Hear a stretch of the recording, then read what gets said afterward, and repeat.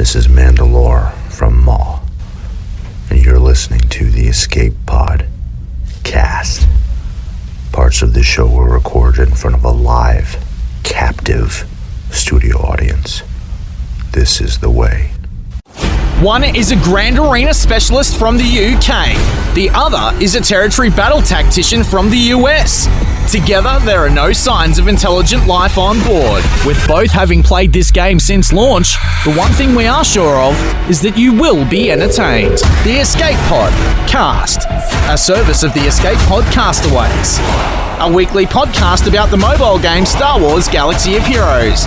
Live from the network studios of Yavin 4, here are your hosts, Neil Andrew Eyre and Paul Anthony. Coming up on this week's edition of the Escape Pod Cast, it's been a busy week on the forums.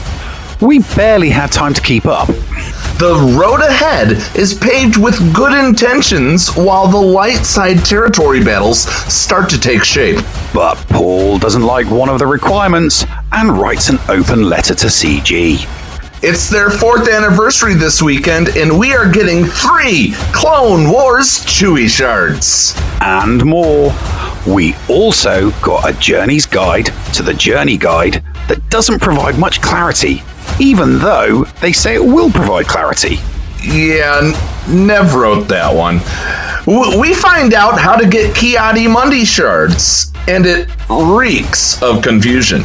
And T-Money and good old Maurice sit down and talk about the end of content for a certain era and the beginning of another. All this and more along with the live 4th segment right here on the Escape Pod Cast. The Escape Pod Cast News. And welcome into Nev. This is the 40th episode of the Escape Pod Cast. You know, if I get another 12 more, I get a free squishy. I'm excited. I'm excited, but for different reasons. I'm one of those people that likes nice round numbers, you know, like 40, 50, 60, 100, 200. I'm weird. That must be my Britishness coming through. Well, it's all good, my friend, because, for our 40th episode, CG, it feels like they just decided, you know what? We're just going to throw everything that we have currently leading up to this right now. Well, I mean, they've thrown some stuff at us. Whether it's good or not is debatable. Okay, well, let's jump. We're going to jump around the week a little bit because we have kind of, the way that we did this is we planned out that we're going to talk about this in a certain order to make sure that we get everything that we want to get, especially when we start off with the road ahead. Now, the new trilogy content, we're not going to talk about this just yet because we have some special guests. Ain't that right, Nev? Oh, yes, we do. We love having our special guests on. Well, we have T-Money and good old Maurice from Operation Metaverse coming up, and we are excited. We're going to talk to them about the end of an era and the beginning of another one, as we said in the open. So stick around for that. Now, another thing that they're doing is they're having a 4th anniversary. We're gonna get to these things. We're absolutely going to get to these things. But we wanted to start out with the plan so far. Actually, no, we don't want to get to that yet. We're going to start off with the light side territory battle stuff that they put out. Yes, because that was earlier in the week. Yeah, that was earlier in the week. So maybe we will go down the line in the order. But, the thing that really, really stood out to me this week was that they decided to put out this picture with the 501st and Padme and Ki Adi Mundi and a really, really bad looking Ahsoka and a General Skywalker. Yes, they did. But did you see what's in the background? Well, I see. I see that it's Geonosis, and I see a capital ship. You know, I don't see the Y-wings next to it, so it's either the Executrix or the Negotiator. And I see one of those, you know, those I can't remember the name of them, the sphere bases. Yeah, the droid army capitalist ships. You know, the kind of capitalist ship that the kind of capital ship that Newt Gunray would be, positioned in. Don't you agree? Oh, come on. No. Well, do I agree that he would be in one of those ships? Yes. Do I agree that means jack squat? No. I mean, you see him. It doesn't mean diddly squat, because we know that we're getting the malevolence. So my theories from the beginning of the year to the end have fallen flat. Yes. Now, they did. Let's jump into the Republic Offensive character reveal. This was put out on the 21st, which that was today when we're recording this. It said, in conjunction with the recently announced Geonosis territory battle Republic Offensive, I thought Clones on Parade was a little too funny to be true. So, but we have a few new units hitting the holo table. We're told that we're going to be getting the Arc Trooper. Now, yes. This unit is the light side. They state it again. This unit is the light side equivalent of the Geonosian Brood Alpha, and will have his shards available on the Cantina just like Geo Brood Alpha did when it was released. Arc Trooper, like the GBA, has a summon ability, and this is in the form of an automated turret. He also has the 501st tag, gives him home in the General Anakin squad, takes advantage of tactical awareness for 5s, and they already posted his kit. So they said that he will be like GBA. Mm-hmm. Now, with that being said, they also confirmed that the Malevolence was there. It's a Separatist capital ship earned via MK2 guild event tokens. Now, they talk about that Ki Adi Mundi shards can be earned in a special mission during the third phase of the Republic Offensive territory battle. So going the backwards way, that's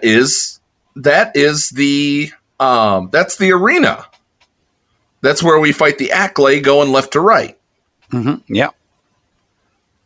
So we were then told that just later today, 8 hours later, that the Reek is encountered in the arena itself in the third phase of the territory battles.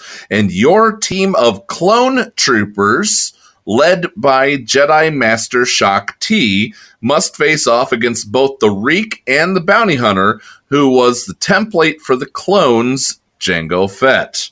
We knew that. Yeah. The Reek itself is a new mechanic, Trample, which makes anybody subjected to it vulnerable to extra damage for a short while. Well, I mean, even 1% extra damage is pretty much a one-hit KO in how they're making this tough. Am I wrong? Yeah. Oh, I don't think you're Prove wrong. me wrong. I mean, yeah, no, you're not wrong at how tough this is going to be. I mean, they did say that they were tuning it to what was it? I think it was tier 3 relic.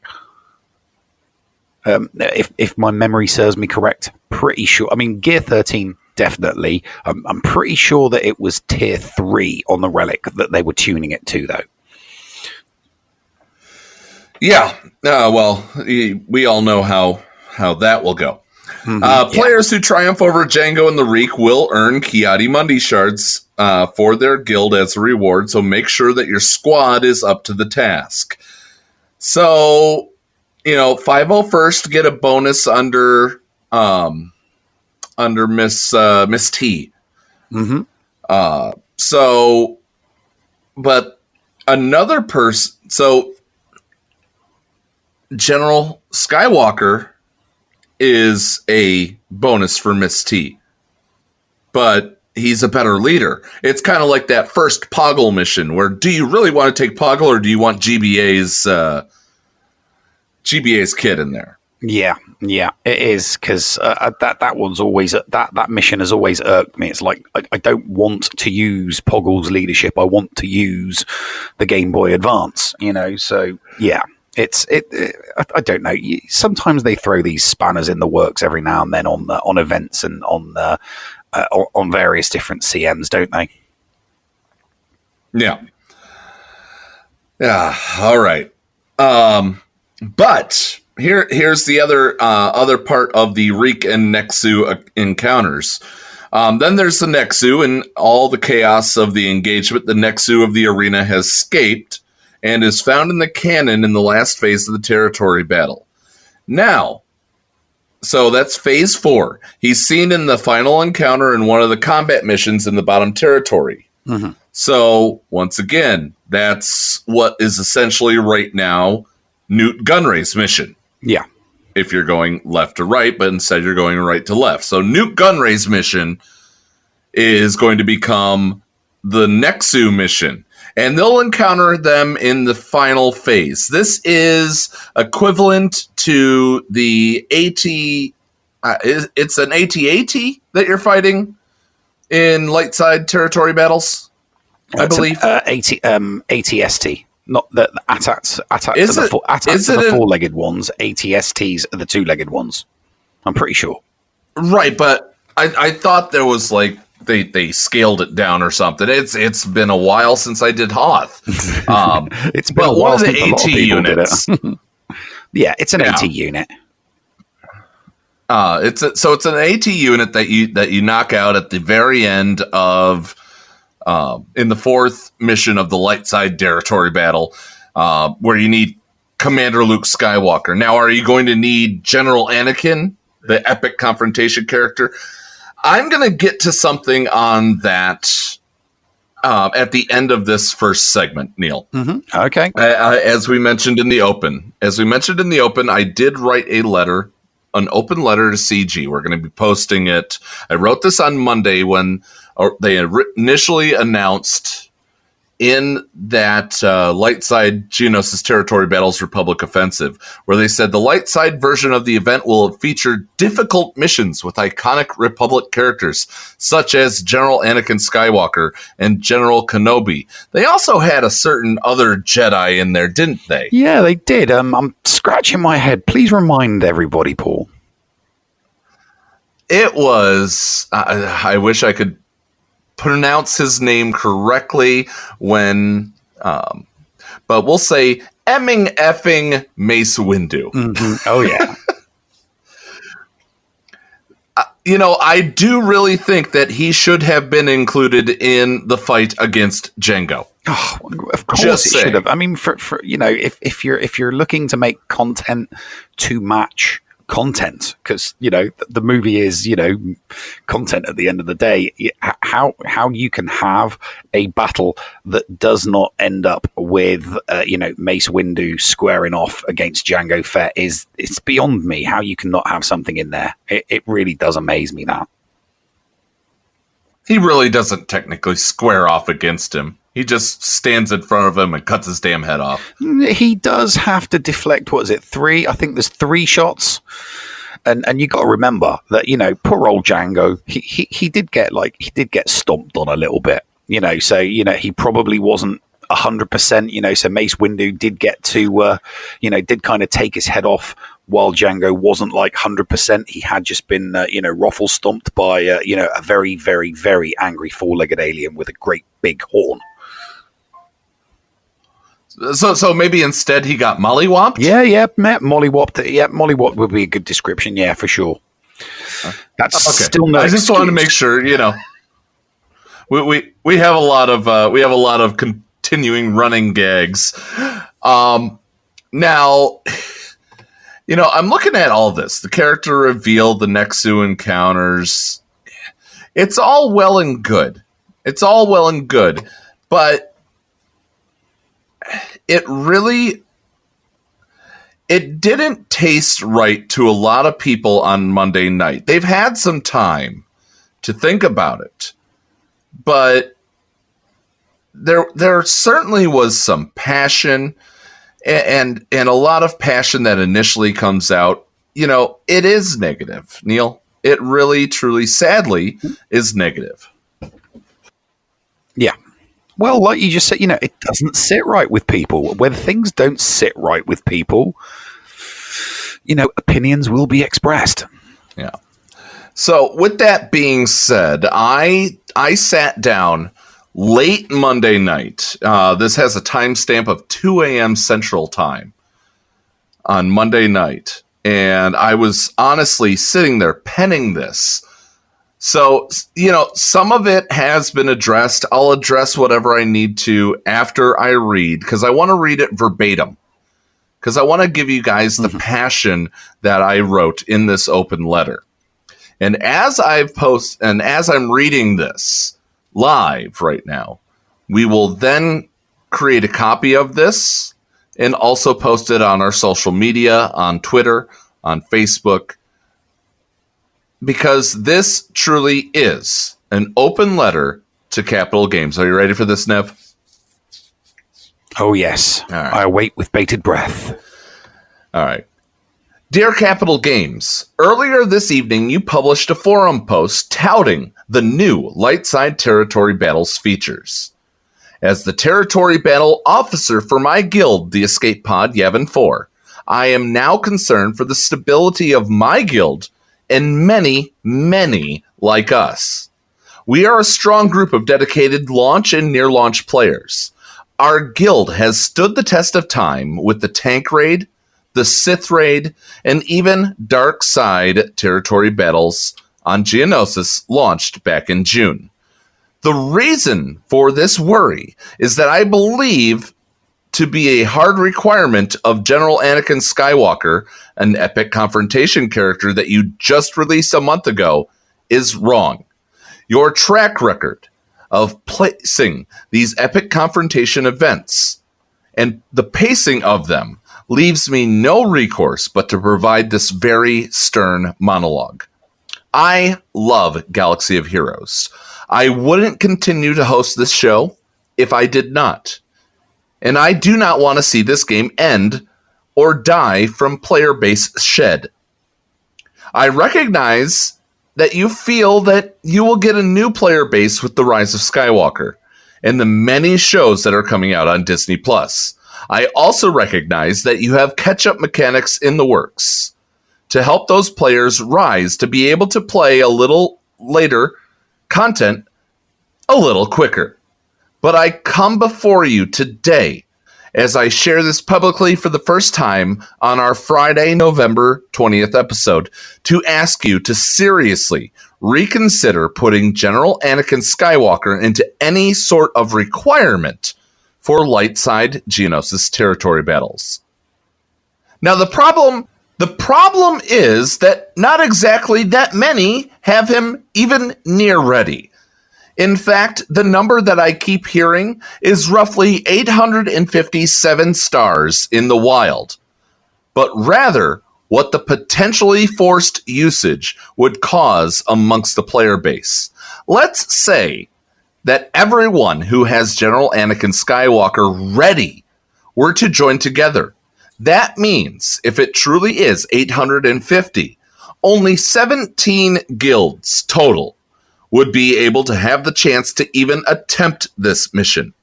And on top of that, how many do actually have him 7-starred and are not using him? That number probably isn't that different. You are headed down a very dangerous path by alienating a very large chunk of the player base over this. A player base that is starting to unravel at the slightest change. We have seen some very talented content creators leave this game over Malik's first appearance. The introductions of Gear 13, the introduction of Relics, and even General Anakin Skywalker. You no longer answer any emails that I have sent out. We do not have a test server that we were told we would get. The beta server, which you don't even speak of, hasn't even seen the Lightside Territory Battles map as of when I wrote this. And while you made a great step forward a few weeks ago by being honest and open in your question and answer, you neglected some very good questions from the community that weren't your typical troll bait. Now, the offer stands to come and play hardball right here on the Escape Podcast.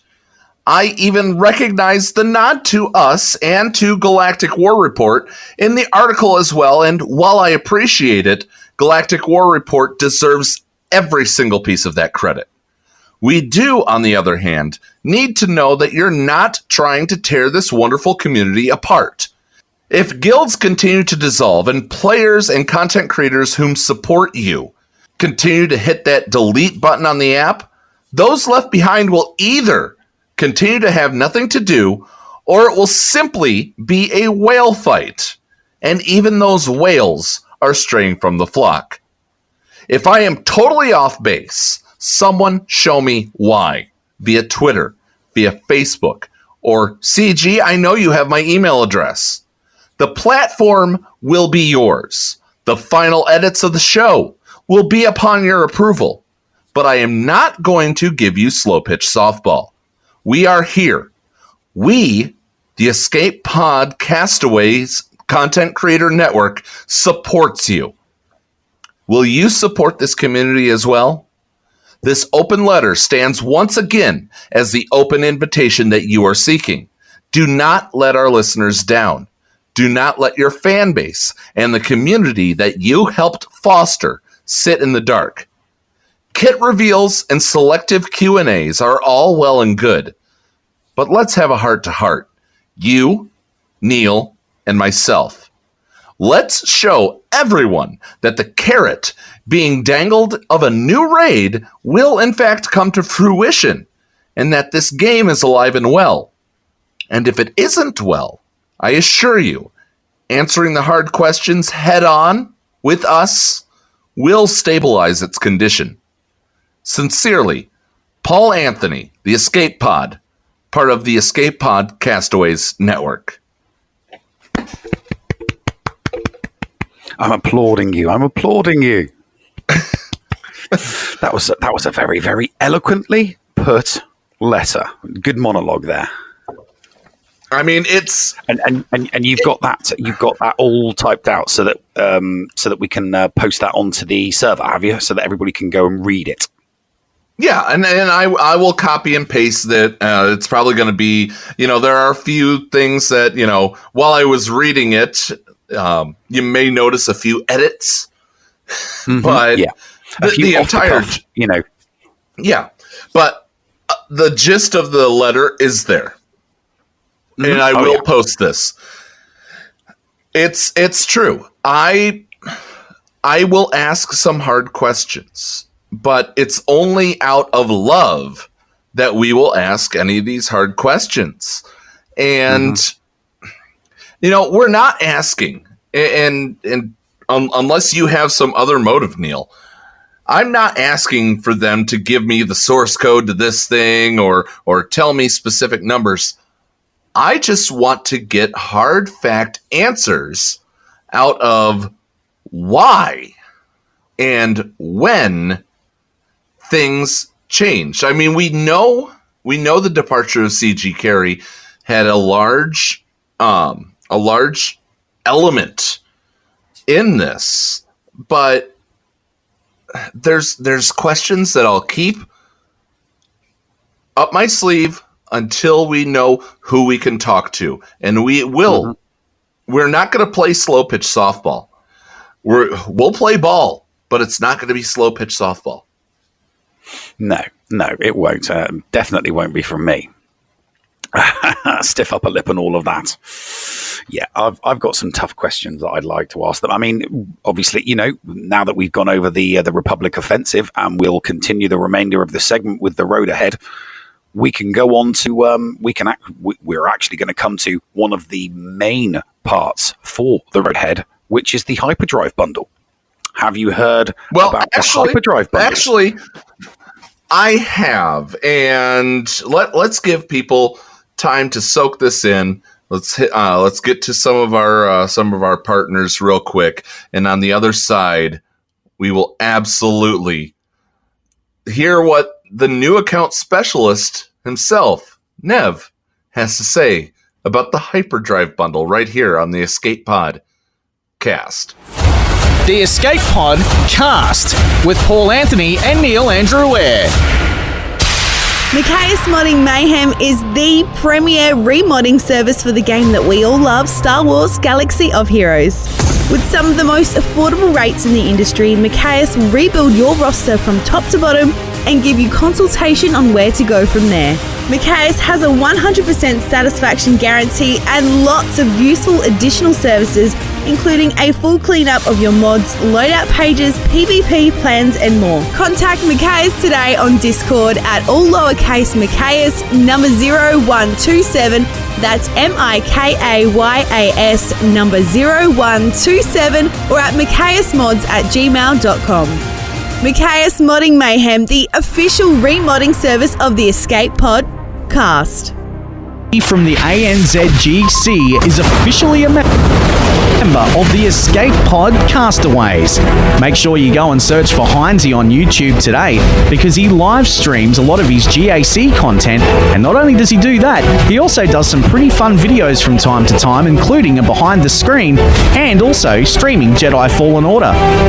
And from time to time, this idiot might drop by. Head on over and check out Heinzie today on YouTube, a part of the Escape Pod Castaways network. Hey there, Escape Podawans. Everyone's favorite llama here to remind you that the Escape Pod cast is on social media. That's right, we're on Facebook, we're on Twitter. So give us a like, give us a follow, and stay up to date on all things in-game and in the Escape Pod. Our account links are down in the description or on our Discord server in the Show Links channel. See you on the net. The Escape Pod cast now offers our faithful listeners a way to show their support via merchandise. Declare your allegiance to Team Paul or Team Neil with official shirts. Get a story time with the llama button or magnet. Or just represent the show by getting an official logo hoodie. There are now even Team Scotty and Team Heinzie options available too. Become an official Podawan today. Check out the merch at escapepodcastaways.com. This is Hellenix.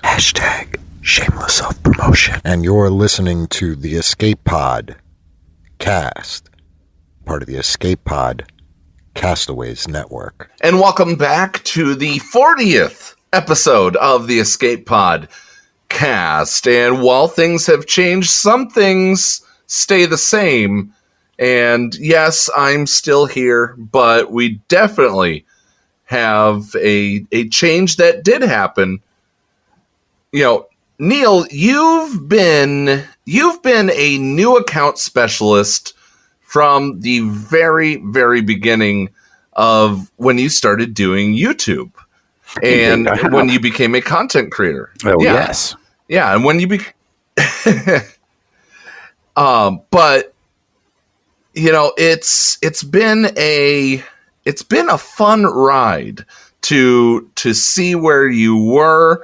You know, I went back and when I was looking at having you take over story time when we just started the show, you know, I went back and I'm like, can this guy be different every single week? And yes, I mean, you absolutely were able to always pertain to the here and now, which was great, but the here and now is changing, isn't it, Nev? It is changing, and I'm usually quite optimistic, very optimistic. I'd like to think I'm optimistic. That's the third time I've said that word. I need to come up with a different word. Where's my thesaurus? But yes, I like to keep an open mind about this. I'm not one of the doom merchants or the naysayers. You know, I like to have a positive outlook with every update, with every road ahead, with every Q&A. Now, does that mean I don't have anything constructively critical to aim in the direction of CG? Of course not. I've always got something constructively critical to throw in their direction. But and that's the point. Yeah. I mean, you're constructively critical of them. We tout ourselves as being a content positive network and the flagship show, But, there are times, as you just heard in the previous segment, where we need to speak up. And this is...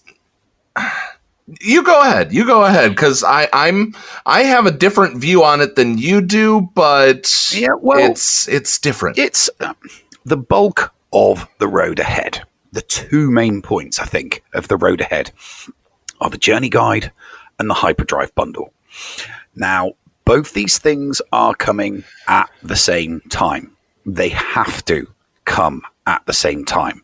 The hyperdrive bundle does not work without the journey guide.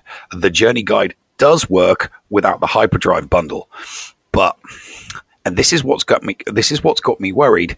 The hyperdrive bundle is effectively something for whales that is going to allow someone that's just started playing, someone that's only been playing for a few weeks, the ability to boost their overall account level straight to the max of 85. And the reason why it's got me, moderately concerned is because there needs to be a working relationship between free to play and pay to win. There is a symbiosis going on in the game. It's been going on for 4 years. And the symbiosis and the way it works is because, the free-to-play works well with the pay-to-win. We understand the pay-to-win pays for the game and that they're needed in order for the game to keep going. But there's always been that element of if you grind hard and you work hard and you stick to your farming guides and you remain on target, stay on target, that you can at least compete with and stay close to the majority of the whales playing the game. And unfortunately, the hyperdrive bundle has me worried because what it's going to do is create a massive split between whales starting the game and free to play starting the game. And the reason why it's got me worried is as it happens, I've had multiple new accounts. I do them for content. So over the last 3 years, I've had 3 new accounts. And on each occasion, I've been able to see how a squad arena shard progresses. And, give or take 5 levels, 5 to 8 levels. Some people are at 77. Some people are at 81. When the top level is 75, you've got some people at 70. The hyperdrive bundle, for all intents purposes, can jump somebody to level 85 from, we don't know 100% for sure, but if the squad arena starts at level 28 and someone can literally come in and buy their way to level 85, free to play are going to look at that, know that they can't compete, and they're going to leave. And that's what's got me concerned, is that the hyperdrive bundle has the potential to scare away new free to play. Now, no one is going to argue that the game needs and requires pay to win players to come in and play this game and whale out. Whether they're spending $50, $100, $200 a month, it doesn't matter. The game needs people to come in and spend that money. And for the most part, it's been the veteran whales and the veteran krakens within the community that has been churning out that money. For example, when the Gear 13 came out and when the Relics came out, that is veteran whales, veteran players that pump money into the game, forking hand over fist to, increase the levels and, increase the power of their rosters. However, when that well dries up and, I'm not suggesting that well is drying up, but what it looks like CG and EA are doing is they're looking at, right, okay, when that well dries up, we need to be able to get the money from somewhere else. And where else do you get it from? You get it from new players, and you need to offer the new players something that they could not get before. And that's what the hyperdrive bundle is. It is the biggest jump in the game that could potentially screw over the entire new account free to player, and it could potentially unbalance the game. That is my concern, that it's going to unbalance the game. The whole point of Wales being in the game is that, you know, they compete against free to play, and they might have trouble, and it'll be like, right, you know what, I'm going to pump a couple of $100 into this game and give myself a jump, give myself a boost. However, once people have paid for these hyperdrive bundles and they've forked hand over fist the money to boost themselves to level 85, it's where do they go next? And where they go next is the journey guide. And that is where let me stop you there. Let me stop you there, because let's talk about this hyperdrive bundle real quick before we talk about the journey guide, to the journey guide that gives us the clarity about the clarity. You know, we've got, it's saying the content within this bundle at the end of the hyperdrive bundle explanation in the road ahead. The content within this bundle can be acquired even if you don't spend. Well, no crap. I mean, if you farm for however long you farm, Neil, when did you start? What was the level that you started the Horde account at? Well, I didn't go, what is it? Level 1 to level 27, and then I held at level 27 for 150 days, and then proceeded to continue afterwards. So I'm on day 58. So it's okay. So yeah, you just answered that question. Day 1 of this series was level 28. Mm-hmm. And you are now on day 58 as of this recording, or as of when we air this? As of this recording, Day 59 will be the day that we air. Okay, and what level are you right now? I am level 77. So it's taken you almost 60 days to get to level 78. Mm-hmm. And somebody can spend to get this right away. Yeah. To do even better. That is what we suspect. That's what we suspect is going to happen with this hyperdrive bundle. But it's not just the level. It's not just the level that's the problem. Because the hyperdrive bundle is also going to give a starting roster of characters, as well as the increase in the overall account level to 85. So it's not just an XP boost to 85, but it's a bundle of characters as well. Yeah, it does say that. So imagine, so when you start the game, you don't start off with a huge bundle of characters. You start off with weak characters, and they're low unless you hit, pay dirt with your bronzium cards, and you unlock a couple of 4-star characters, which I have. I've unlocked it since I've been playing the last 60 days. I've unlocked Dathcha. I've unlocked. How's that again? I've unlocked. Urza will correct me.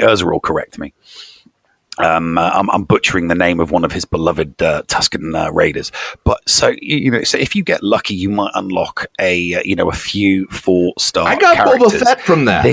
I got Boba Fett from a bronzium pack when I started, probably in my second week. I was elated. Mm-hmm. Well, I mean, I think I'm 70 shards away from 7-starring Boba, farmed from scratch. Wow. So I've been doing pretty well with him. But once again, 60 days, and you're still 70 shards away. Yeah. And according to this, they intend... let me read it. We intend this bundle to be a convenient method for players to unlock the full experience of Galaxy of Heroes. But as always, the content within this bundle can be acquired even if you don't spend. Well, no, I read the wrong part, except to unlock the full experience of Galaxy of Heroes. Mm-hmm. Is that every single character? Now, Well, I think what they're going to do. I think the bundle of characters is going to. I mean, I don't think. I mean, I don't think they're going to be. I don't think they're stupid enough to include in this bundle the ability to have characters to 7 stars. What I think it's going to be is a bunch of characters to 5 stars that will allow legendaries to be unlocked and events to be played. So, for example, there are multiple events that require the same faction. So, there are events that there are multiple events that you can do with Phoenix. There are multiple events that you can do with Empire. There are multiple events that you can do with Sith. So, what I think is going to happen is, a bunch of characters that free to play will just have to grind and farm over weeks and weeks and weeks are going to be handed to people that buy this hyperdrive bundle. So you're okay with somebody getting a 5? Are you okay with somebody getting a 5-star Ewok team and unlocking 3PO at 5-star right away? I mean, are you on board with this at all? And that's just no. Until we know the exact content of the hyperdrive bundle, it's speculation as to what characters. All we know is that they are going to provide sufficient enough to allow an overall account to go to level 85. So we know that there's going to be sufficient enough energy and sim cards, because that's what's required, the sims and the energy, in order to get a character that's sufficient enough experience. Or they might just do like an experience token or something that once activated takes them straight to level 85. There's no way to know how they're going to perform the account jump from whatever level they purchase it at to level 85. There's no way of knowing that, but we know that it will go to level 85. The speculation is the starting roster of characters, and it's a starting roster of characters that allows them to participate in guild and elder game content. So there's going to be characters in there that allows people to participate in raids, in events, in legendaries. We don't know how many characters it's going to be, but it's going to be a wad, a big wad of characters and a jump to 85. And what that is going to do is completely and utterly separate the free-to-play player base, because somebody grinding along at level 40, at level 50, at level 60 in Squad Arena is never going to be able to compete with someone that instantly goes to level 85 with a bunch of characters that they can gear up straight away. And it doesn't. This is why the hyperdrive bundle has me worried. If the hyperdrive bundle wasn't there, I would be overjoyed at the journey guide. Okay. But it's the addition of the journey guide that's got me worried about this. All right, Neil. So 58 days in, how many 7 stars do you have? I've got, let me see, Phoenix are all 7 stars. Phoenix and young Han Solo. So I've got 6 characters fully to 7 stars, and then I've got about that amount again at 5 and 6 stars. So 2 months into over two. Sorry, well, the young Han Solo doesn't count, because the young Han Solo I went from I went to 7 stars during my hoarding period of 150 days. because of the Cantina energy, or the guild event energy. No, guild currency, because of the guild currency. So that's the one character that I took to 7 stars so that I would have a 7-star character when I went live with the account. So you could do shard shop. Don't get me wrong, there are people out there. Yeah, so that I can do shard shop, and so that I can, participate in a guild doing heroic on across the board. All 3 raids doing heroic. I would then qualify for the rewards in each of those raids. Oh man! I mean, the horde is so but here's the kicker. Like I said, this hyperdrive bundle all leads back to the journey guide. Now, they didn't talk about the hyperdrive bundle. They just talked about the journey guide. The hyperdrive bundle has only really been included in the road ahead. Prior to the road ahead, the Q&A mentioned the journey guide, and everybody, myself included, we talked about it with Warrior, talked about it with Saito, really, really excited at the prospect of Hero's Journey, Legendaries, and Epic Confrontations always being in the event tab, and you would simply pick and choose which one you wanted to go for, look at the journey guide, look at what characters you needed in order to qualify for that event, and then you could farm accordingly. So if you wanted to go for JTR, you could just farm those characters until you had your JTR, and then you could, right, okay, now I want to go for CLS, instead of having to wait for the cadence. So every 3 months, an event coming up every 3 months, and you having to farm in accordance with some kind of farming guide. The farming guide kind of goes out the window with the journey guide, because you can simply pick and choose which legendary and epic characters that you want to farm for. And that was brilliant. But now they've brought the Hyperdrive bundle out. It makes me think that the whole point of the journey guide is so that people can keep buying these Hyperdrive bundles, because the Hyperdrive bundle is going to contain gear to max out factions, and to provide you with mod slicing gear and various different bits and pieces in order to max out a faction in order to do maybe a legendary. So you on top of people starting accounts getting a massive leap to 85 with a bunch of characters, the Hyperdrive bundle has the potential to then allow people to look at the journeys guide and go, I want CLS, Hyperdrive bundle. Oh, I've got my CLS. I want JTR, purchase Hyperdrive bundle. Oh, I want my Jedi Knight Revan, don't have the characters, purchase the Hyperdrive bundle. And it'll allow people to, just get what's necessary to it's instant gratification without having to do the work.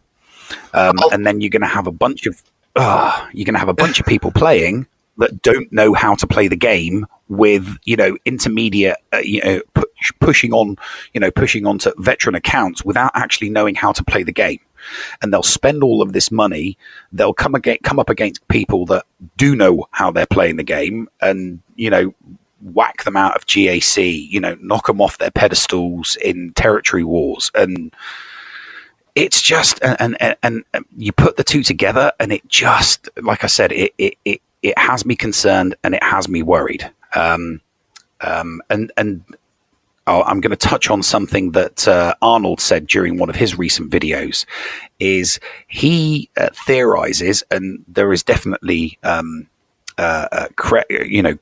credibility in this theory. His theory is that the Hyperdrive bundle and the journey guide is being aimed at people that want to whale on alt accounts, because there's no new content.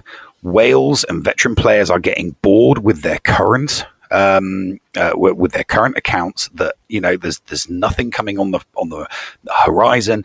They're kind of bored with tinkering with taking a gear 10 to 11 or an 11 to 12, or finishing off that last character. Why not start an alternate account when the journey guide comes out and buy a bunch of Hyperdrive bundles, knowing exactly what is going to be good for you in various different areas of, because a veteran that gets an alt account that then whales on an alt account through the journey guide and through the Hyperdrive bundle is going to do very, very well in this game. And that is going to be an extra thing that screws over the new free-to-player. If we don't have hundreds and hundreds and hundreds of new free-to-play coming through and sticking around in the game, there is going to be nobody for the whales to compete with, and they're going to lose interest, and they're going to stop spending, and, the game would end up, petering out. All right. So Nev, this is... This is almost like my open letter, my friend.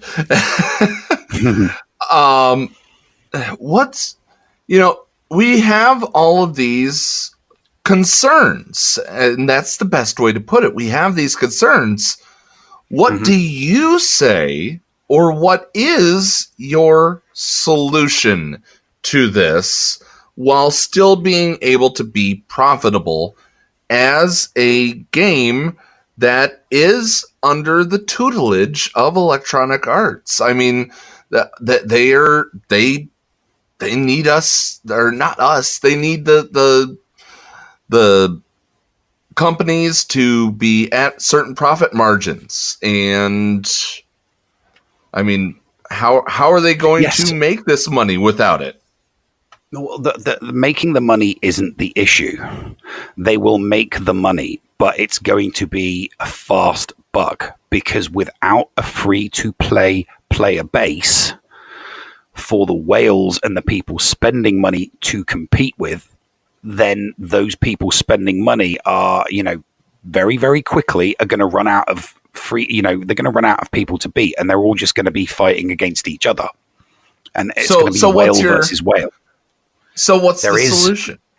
I've been racking my brains. I cannot.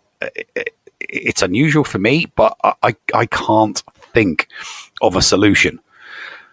But I'm trying to come up with a solution based on the speculation of what's in the hyperdrive bundle. Until we actually physically see what is in the hyperdrive bundle, I'm not going to know, or I'm not going to be able to hypothesize how it's going to affect free-to-play players and new free-to-play player accounts. I just don't know.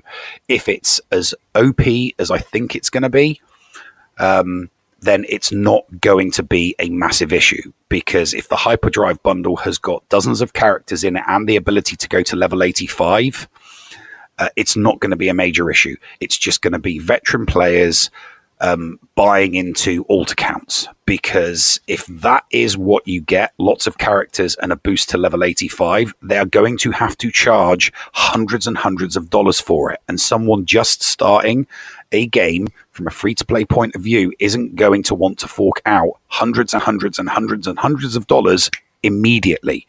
The way that you get people hooked onto these games is first they buy 20, then they buy 50, then they spend 100. And, it's a snowball effect. You can't instantly ask people playing this game to be the tip of the spear straight away. It doesn't work that way.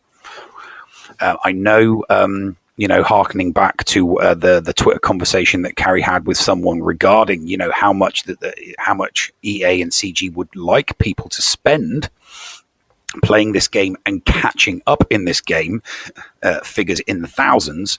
But someone that's just been playing the game for a few weeks, you can't say, well, let's offer them something for $1,000. Nobody is going to pay that much right up front that's never played the game before. Only veteran players doing an alt account that know the value of what's in the hyperdrive bundle. And until we know what's in the hyperdrive bundle, we won't know. I won't know, sorry. All right, so here's my solution. My thoughts on a solution. If you purchase a hyperdrive bundle anywhere before Arena, then you should be placed in a whale shard. If you do not purchase this hyperdrive bundle, you get placed into a wait and spend shard. That's my solution. They could do that. CG could. They could partition the servers. It would be possible for them to. It would be possible for them to script it so that they can partition the servers, but they won't want to partition the servers because they will want a mixture of free to play and whales in the same servers, in an attempt to try and encourage the free to play to become spenders. But here's the thing: if you can whale on these hyperdrive bundles, I mean, progressively over the last a year and a half, 2 years, we have seen minnows and dolphins priced out of the game. This is going to, these hyperdrive bundles could potentially price out heavy whales, and it could become a Kraken-only game. Now, what made the game so good in the beginning was you would have a mixture of minnows and dolphins and whales, and everybody could compete with each other because the power creep wasn't so bad before 2 years ago. But as the power creep has kicked in, the more you spend, the more you take advantage of the power creep. And there is no bigger power creep than being level pegging with someone at, let's say hypothetically, two people at level 50. One's free to play and the other is contemplating spending, and that level 50 player just goes, you know what, sod it, buys a hyperdrive bundle and just shoots forward and then outcompetes with everybody. And it's like, oh, brilliant, I've spent, $500, $600, $700, and now I'm making 1,500 crystals every single week. Brilliant. I'm making, but they're making back in crystals some of what they've spent in money in order to get, the chests and stuff like that. That's what CG are wanting from what I can tell with the hyperdrive bundle. It's the 300,000 crystals that they say that they give out, the $300,000 worth of crystals that they give out a day. They want those crystals going to the people that are already spending hundreds and hundreds of dollars. If the majority of the crystals are going to people that are spending big and not going to the free to play, that's what I mean when I say, it destroys and decimates the free to play player base. And without those two player bases being close to each other, widening that gap, it screws things up. And they won't want to separate the servers. They won't want to do that because they want to make money. And the best way that they can make money is to encourage some kind of reaction within a free-to-play player. I'm sick of this. In order for me to compete, fine, I'll spend $50, but $50 isn't going to cut it with a hyperdrive bundle. So those players will leave. And like I said, when we see the hyperdrive bundle, I hope it's not as bad as I'm envisaging. I really, really hope it isn't. I'm hoping that it's one faction, let's say, hypothetically, you get a boost to level 85 and you get Phoenix, because Phoenix will let you do a bunch of events and it will get you 2 legendaries. So Phoenix at 5 stars. I'm hoping that it's something like that. One faction at 5 stars. If it's any more than one faction at 5 stars, it's going to screw up the free-to-play player base. And it's going to annoy the people that have forked out money for those characters because they instantly qualify for GAC and they're going to go into GAC, not know what to do, and they're going to get stomped on by veteran players. Well, I mean, that's exactly what we won't have long to wait to find out if this is what happens, because they said it's coming with the next title update, which is next month. Right before, if I'm correct, right before Rise of Skywalker. I mean, Neil, that's 3 or 4 shows from now. We won't have long to wait. I know, we won't have long to wait. It's not going to stop me being worried. Well, we have been neglecting a major part of the road ahead, and that is the new trilogy content.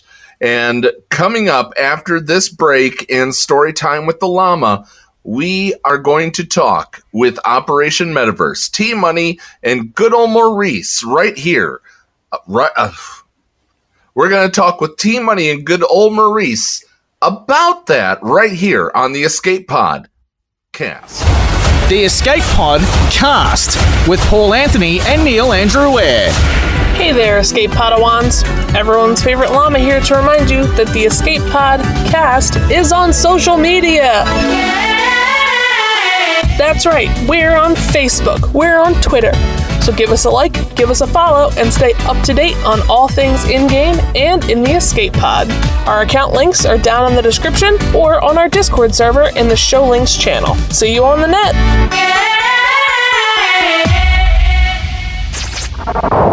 Does your guild want to tap into their full potential in Star Wars Galaxy of Heroes? Yeah! For as low as $1 a month per guild member, your guild can unleash the power of the game in ways you never thought possible. Ooh. Track your arena movements, guild progression, and much, much more. Contact Shitty Bill and get one of his shitty bots on your server today. Just look for him on our Discord server and tag or message him for more information. The link for our server is below in the description. Shitty bots, don't let the name fool you. Macias Modding Mayhem is the premier remodding service for the game that we all love, Star Wars Galaxy of Heroes. With some of the most affordable rates in the industry, Macias will rebuild your roster from top to bottom and give you consultation on where to go from there. Macias has a 100% satisfaction guarantee and lots of useful additional services, including a full cleanup of your mods, loadout pages, PvP plans and more. Contact Macias today on Discord at all lowercase Macias number 0127.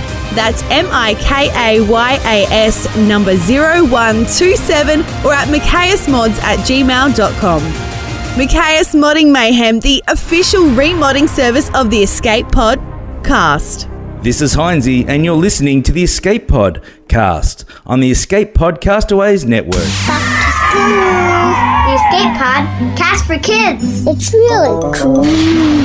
Hello and welcome back, Escape Podawans, to Storytime with the Llama and the Escape Pod cast for kids. This week, we are asking the all-important question. To be or not to be? Wait, no, that's wrong. Hold on, let me try again. TB or GTB? That sounds better.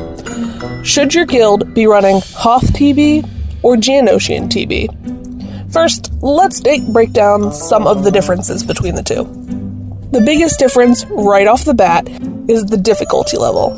CG themselves have said that the GOTBs were designed with relics in mind, so do not underestimate them. The special missions in the Hoth TBs utilize factions from all over the game, while the Geonosian TB CMs and SMs focus primarily on Separatist and Galactic Republic factions. Last, but certainly not least, is currency. Guild Event 2 currency, to be exact. The only TB that gives it to you is GOTB, and without that GET2, you won't get the Negotiator or the upcoming Benevolence capital ships. When your guild is faced with the choice of TB or GTB, it's important to look at the list of what is needed to fill platoons. If you can't fill the platoons in the GOTB, that will put you at a severe disadvantage in the CMs. If you're an early to mid-game player, you're likely chasing the Revans and Malak at G12, not General Anakin Skywalker at Relic 4. You don't have the older gear to salvage for parts anyway for relics at this point. Sticking to Hoth is not the end of the world. There are different stages of the game, and unless your favorite thing is ships and your favorite character is GK or GG, then you're not going to be pushing for the Guild Event 2 currency at this time anyway. Relax with the easier missions of Hoth and get better Guild Event 1 rewards for now. Farm for Imperial Probe Droid, aka the Malak Killer. Work on that Imperial Trooper Squad. They're more handy than some let on, but most importantly, play the game the way you want to play it. That's all for me.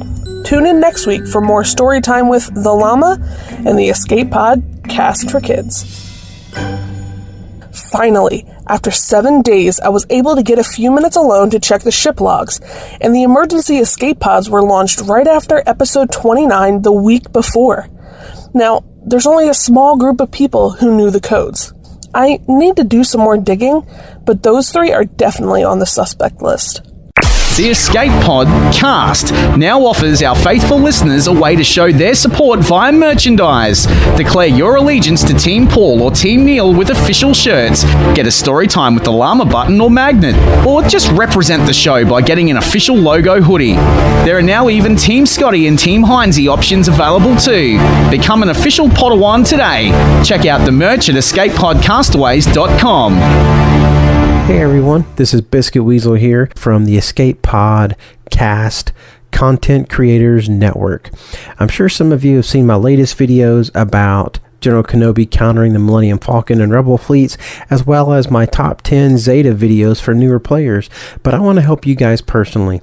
If you head on over to patreon.com/biscuitweasel, that's Weasel with a Z, to check out my new Patreon rewards. And while they last, the first 10 people to sign up at the $10 level will get the whole $30 package for their first month for free. That's patreon.com/biscuitweasel. Remember, that's with a Z, today. And now time for something completely shameless. Thank you for calling Derelict Droids, your one-stop shop for refurbished and slightly modified, used and certified pre-owned droids. How can I help you? This is your favorite Swuggle YouTuber's favorite Greek-American Swuggle YouTuber from the greater New York City area, and I recently destroyed my T-Series protocol droid. I was looking to see if you guys have anything in stock that I can quickly pick up. I do kind of need an assistant. Certainly, sir. Being that you are a Swuggle player and a Swuggle YouTuber, we can only assume that you have tons of galactic credits to spend on a new droid. We have hunter killers and assassin droids, protocol droids, luxury companion droids. What were you looking to purchase today? Yeah, see, that's the thing. I'm kind of free to play right now, and my galactic credits are kind of low. You got anything on clearance? Oh, God, we got another broke Swuggle YouTuber on our hands. Hey, D742, do we have anything on the clearance rack? Something that's barely being held together with duct tape and hydro spanners? N00B is available for purchase. It looks like you're in luck, sir. We do have one item remaining on our bottom shelf of our clearance rack. It is designation number N00B, and it is available for immediate purchase for only 99 galactic credits. Quite a good deal, I think. I got a 10% coupon here, coupon code THX1138, and I'm wondering if I could apply that towards this purchase? I'm sorry, sir, but your coupon cannot be applied towards the purchase of any clearance items. All right. Do me a favor. Set that droid aside and put it under the name Hellenix. #shameless self-promotion. I'll swing by to pick it up as soon as I'm done listening to the Escape Pod cast with your hosts, Paul Anthony and Neil Andrew Eyre. Take it away, boys. I've got a droid I gotta go purchase. Receiving incoming transmission.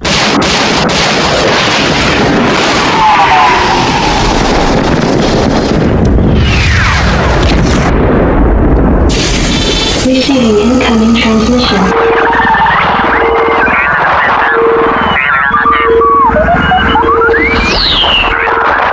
Receiving incoming transmission. And welcome back to the 40th episode of the Escape Podcast. And this week, if you're just tuning in for just this portion of the show, this week we have a very, very special guest. In fact, we have some very, very special guests, if you will. They are, in my opinion, the place you go if you have any questions about this game, because they make it easy to understand this game. It's been about let me think here. It's been about 23 episodes since we had them last, and I'm very, very excited to welcome to the incoming transmission T-Money and good old Maurice. How are you guys doing, Operation Metaverse? Hey, Paul. I'm great. Thank you. It's a very generous introduction. Good evening. Yeah, so,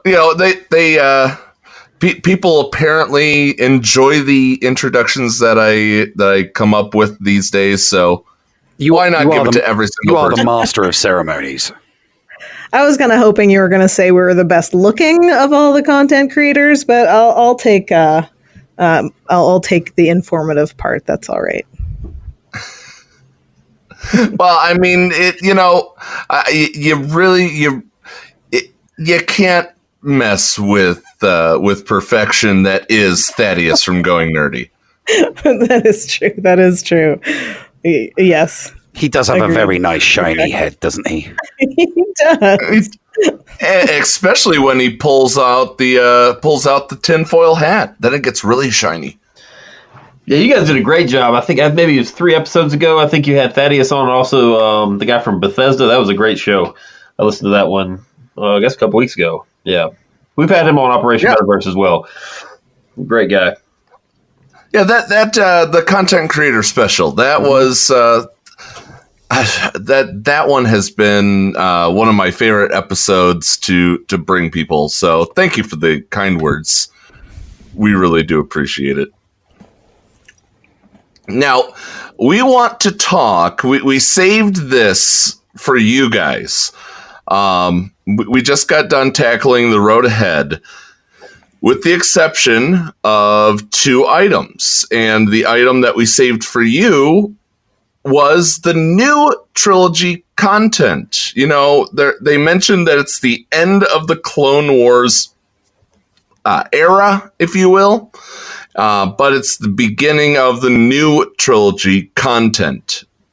So before we get into donning our own tinfoil hats, if you will, let's talk about, you know, they said they were delighted by all the imaginative Clone Wars squads that we've built.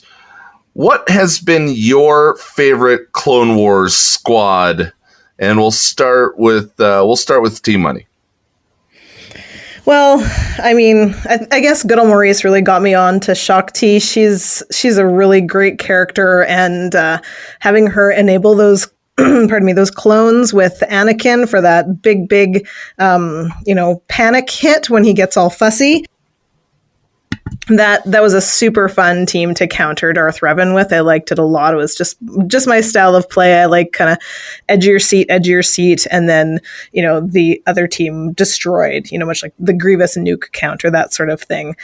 So I really liked that. I really liked that team quite a little bit with the clones. My clones are much better geared now, and I have my General Skywalker at 5 stars and working somewhat to counter Darth Revan.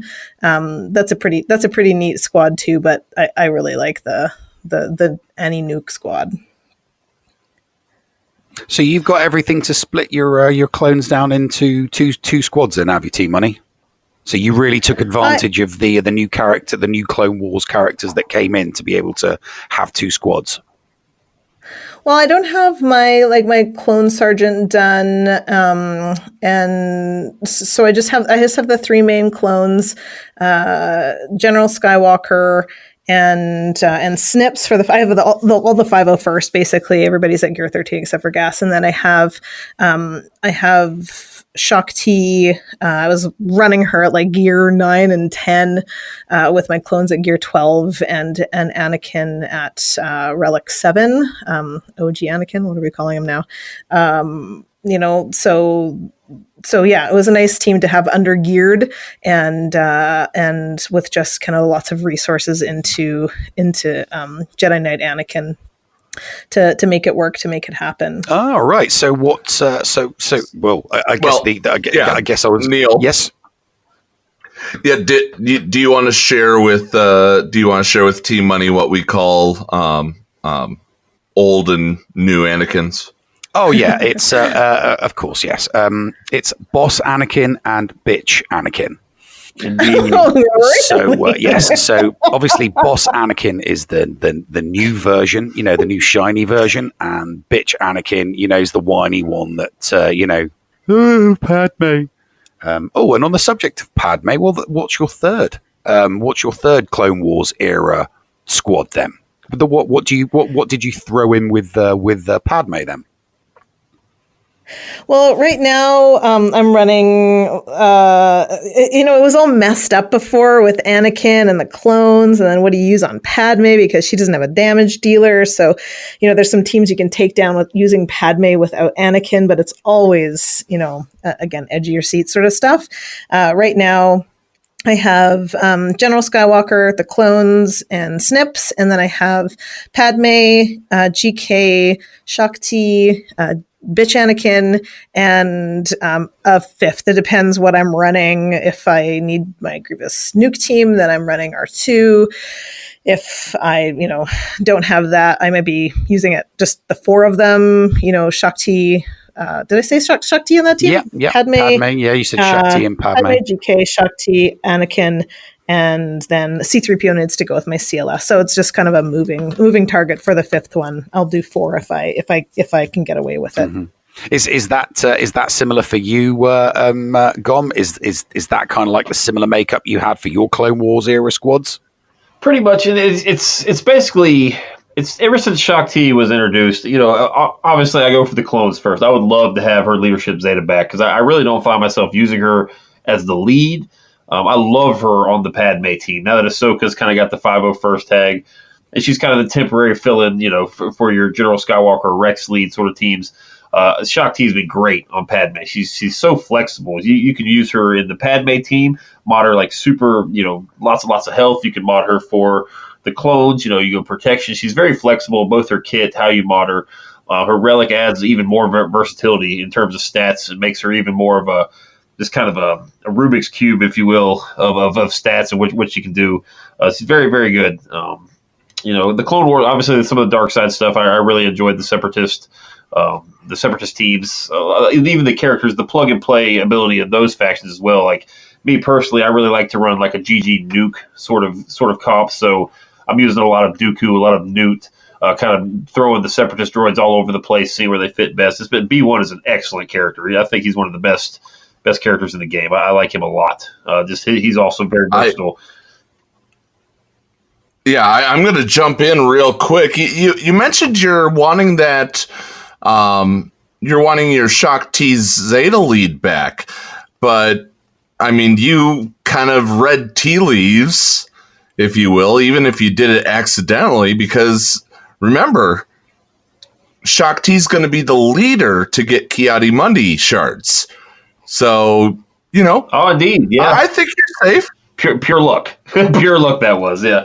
It's no different than, they came out with the Grandmaster of the Yoda lead. The Jedi finally have a good lead. Everybody jumps in the Zeta. It's like, just kidding. Here's Bastila. And everyone jumps in the Bastila. They're like, just kidding again. Jedi Knight Revan. They've kind of done the same thing here. They've given us a Shaak Ti, like the new clone lead. And then they give us instantly General Skywalker just a few months later. That's, at the end of the day, is going to be a much better lead for your clones than Shaak Ti. But we'll see. The ARC Trooper adds another character to the mix. But we could always get maybe another. I guess this is the end of the Clone Wars content, huh? So there'll be no more clones, which is unfortunate now that I think about it. But we'll see. It'll be interesting where all the characters end up here once this era is complete. So it'll be cool to see what all the player base does with their tons and tons of options in Galactic Republic. Well, I mean, the post itself does say that obviously it's a transition. They're referring to it as a transition from Clone Wars era to new trilogy, not so much an end. Because obviously in the beginning of the new year we'll have the new season of the Clone Wars, so maybe obviously you've got lots and lots of Clone Wars era squads, but I mean there's a couple of most people would agree that there's a couple of missing elements there. I mean, what do you think? Since they're transitioning out of the Clone Wars, what would you say they have missed? What have they, what have they dropped the ball on regarding Clone Wars era? Hondo! Oh, sorry. Well, being from the guild, the Wolfpack, I would say the Wolfpack. I think I don't know. I guess you can only have so many clones, but clones are a big part of the Star Wars universe. It would be nice to have a few more in there, and have some of the other Jedi have clone leadership too, because it wasn't just just Kenobi and Anakin. It was Plo certainly, Snip. So it would be nice for her to have some leadership with the clones. I mean, yeah, I guess even her younger version, should have some sort of leadership that synergizes with those guys. So it's kind of sad that they're moving on, and there's some gaps. Yeah, well, I mean, there is the possibility. I mean, obviously, this new phase that they're transitioning into is going to take us as a community well into the spring. But going into the spring would actually be roughly the end of the new content that will be available from Disney Plus of the final kind of like closing out season of the Clone Wars. So, I mean, 6 of one, half a dozen of the other. I suppose it's possible that with the popularity of the show, I mean, because they do tend to bring characters in depending on the popularity of a show. I mean, we saw the characters coming in from Star Wars Rebels because it was a popular show, and the Clone Wars animated series that brought in a lot of popular characters. So if that final season and the characters that are in it becomes popular, there's a possibility that, once this new era, this new transition of the new trilogy is kind of like done and dusted, and they've brought in their new characters and they've brought in their new ships, I'd like to think there's a possibility that they might kind of like round off a few extra squads. What do you think? I was a little disappointed many moons ago. You could kind of get into SWGH and see the game files. Like, you could see the characters that we don't physically have access to, but you could see like the NPC characters. You could see like Imbo, and there was a couple Night Sisters in those files. And we have 4 leaderships for the faction, but only 8 characters. It would have been nice to get maybe a couple more Night Sisters, just to kind of throw them in there, because you do have to use Asajj for that one mission. So for those that only have like 5 Night Sisters, because Initiate is not very good. Acolyte's good, but there's just better. It'd be nice to have an extra option in the Night Sister department. That was kind of disappointed we didn't get those. I thought they'd kind of sneak those in on us, and it hasn't happened yet. But I mean, they did sneak in a lot of they snuck in, Separatist droid reworks, and they snuck in Droidica, and they snuck in the B1. And so I kind of agree with you there. They could have snuck in a couple of extra Night Sisters, couldn't they? Yeah, because, especially Talzin and Asajj are both arguably, at least Grand Arena and territory-wise, meta leaderships. Talia's is kind of Daka's is serviceable. Daka's really good in 3 versus 3, but it would have been nice to kind of get those characters that they showed us on SWGOH many. God, it's probably been 2-3 years now since we had access to that stuff. But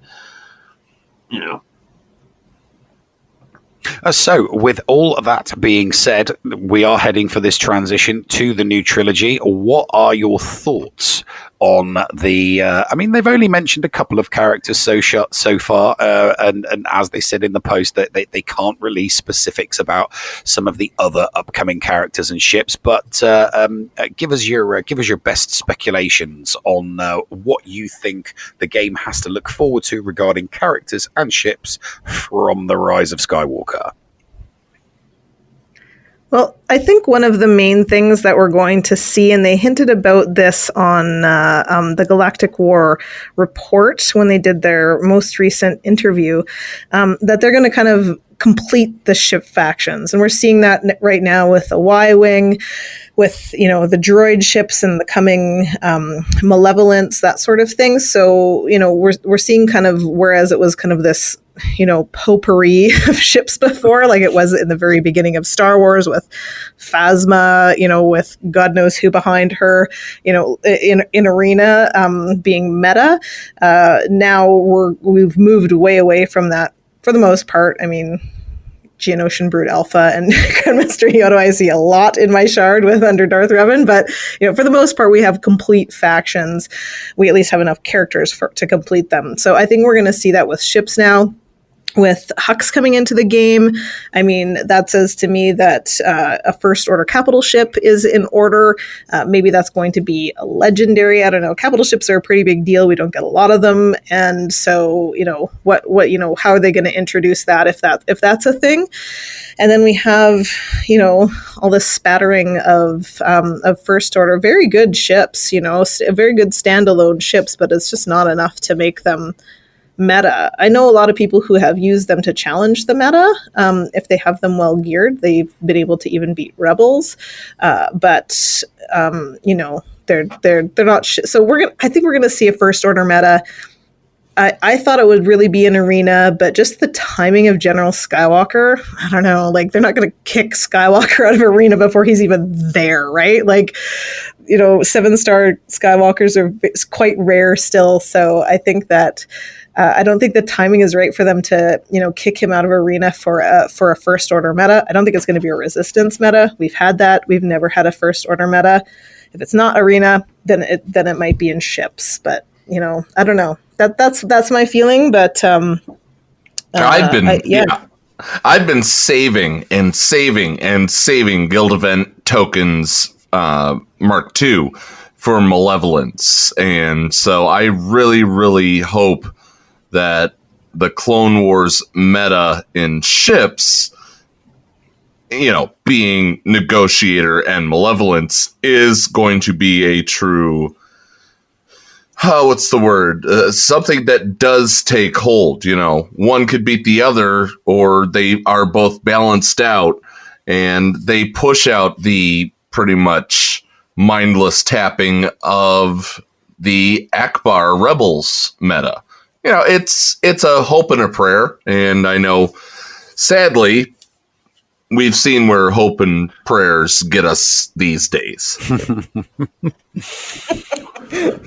So Gom, I've got a prediction regarding the Hux, the General Hux, and the ship that I'd like to pose to you before I get your opinion on the new characters. What would you say to my prediction that the whole point of having General Hux is indeed to bring in a capital ship for him, and that the way I see Hux and his ship being introduced is along similar lines to how Phoenix and Thrawn's ship came in. So 5 First Order for a legendary event gets you Hux, and then you would need the some ships at 5 stars, 6 stars, and then 7 stars in order to get Hux's ship in a legendary event. What would you say to that kind of speculation? Well, I think you're totally right about it. I think he's definitely going to have a capital ship. If I had to put money on it, I would definitely gamble on that one. It's just I don't know. I haven't thought about it from the aspect of him being like a legendary character. If so, I hope so, because especially if you did the First Order, I love the First Order. My First Order are pretty decked out, so I think that'd be kind of an easy one for me. So that I hope so, because I don't know, the Hux. Like, I love the First Order. There are certain things that the First Order are missing. One of them is being a capital ship. You look at those ships, 3 of both the TIE fighters and the TIE silencer. All 3 of those ships are within the top 6. One of them is 203, so they're all technically have top 5 speed in the game. So if you could bring in a ship that maybe, like, if Hux's capital ship could kind of add some sort of durability mechanic to those 3 ships. I mean, you've got the fastest, most offense-oriented, trio to start in a fleet battle. So it can be dangerous if Hux's ship, does provide some sort of lasting power for the ship. So it's something maybe similar to like the unending loyalty, some sort of get out of jail free mechanic, if you will. That could be a really, really dangerous squad. You gotta be. How about a bonus protection mechanic for assists like Akbar? That would make them more survivable. Or you'd be able to take advantage of their speed and their attacking prowess. Or you could even he could have a mechanic similar to Kylo's, even like Kylo Ren's Unmasked character. Like every time they get a buff or something, maybe they regenerate a little bit of protection. Because there are some buffs flying around that team, especially with the shuttle. The shuttle's good. A lot of people sleep on the shuttle. It's not a ship a lot of people have. But it is very, very useful. It's got a really cool reinforcement ability. It's one of my favorite reinforcement abilities. And it could really come in handy against these Galactic Republic type fleets. If Anakin comes off the bench, you just get a little extra time before he drops his big bomb. Ahsoka can't dispel. Plo Koon can't provide a taunt, can't give turn meter. So the shuttle could be really, really handy against the negotiator fleets. It's just it doesn't really have the capital ship that it needs. And they've got a real chance here to make things very, very interesting. The characters themselves, too, could provide a lot. Because the First Order faction itself, the characters, they're missing a few things. Like, the First Order officer is okay, but like all the things First Order officer does, they need to be provided for the whole team, not just one character. And I think they got an opportunity here to really tie together that faction and make them a lot of fun to use. So I'm pretty pumped about the announcement of that Sith Trooper in Hux. So... And obviously, so we've just speculated there about Hux and the First Order ships, and getting a First Order capital ship to provide some synergy to the First Order ships. What do you say about their counterparts, the Resistance? Because there's no Resistance capital ship either, and we do have a smattering of Resistance ships. So we would, clearly we would need some more First Order and some more Resistance ships anyway. But if they introduced a General Solo, they could very easily introduce a capital ship for her, or maybe even the capital ship for Purple Head herself. Yeah, that's kind of, I've kind of speculated that Holdo would be the capital ship commander for a while. There is some resistance. A lot of the resistance ships aren't very attractive, I guess, but then again, neither really are the First Order at this point. So really, all they need is just the capital ship and to rework Resistance pilot ship because it's terrible. It's pretty bad. So that ship would need some love, I guess. I don't think they've reworked ships yet, so that would be an interesting path to go down. Poe's the fastest ship in the game, so that could be cool. I think when you were talking about the Legendary and Phoenix, I'm wondering if it's going to be the other way around. If, not First Order getting their own capital ship, but the Resistance, requiring Resistance to get Hux's, capital ship and a Legendary. And it might not happen right away. Maybe it's something around, another ship or two is introduced, and then we have to, that's our little, panic farm / really, focus farm before it's released. But I'm going to certainly go and start finishing my Ray's Millennium Falcon, which is not currently done, because I think that's a real possibility. Like, you look at, there's only 2 Resistance ships, right? And there's 3. No, there's 3. 3. You've got Poe Dameron, Poe Dameron, Resistance Fighter, both X-Wings, and then Ray's Millennium. 2 Phoenix ships and 3 Resistance ships. So it's not beyond, not beyond reality to think that even with just 3, that they could hold a Legendary, pair them with. What if they have to team up? What if they have to team up? Mind blown.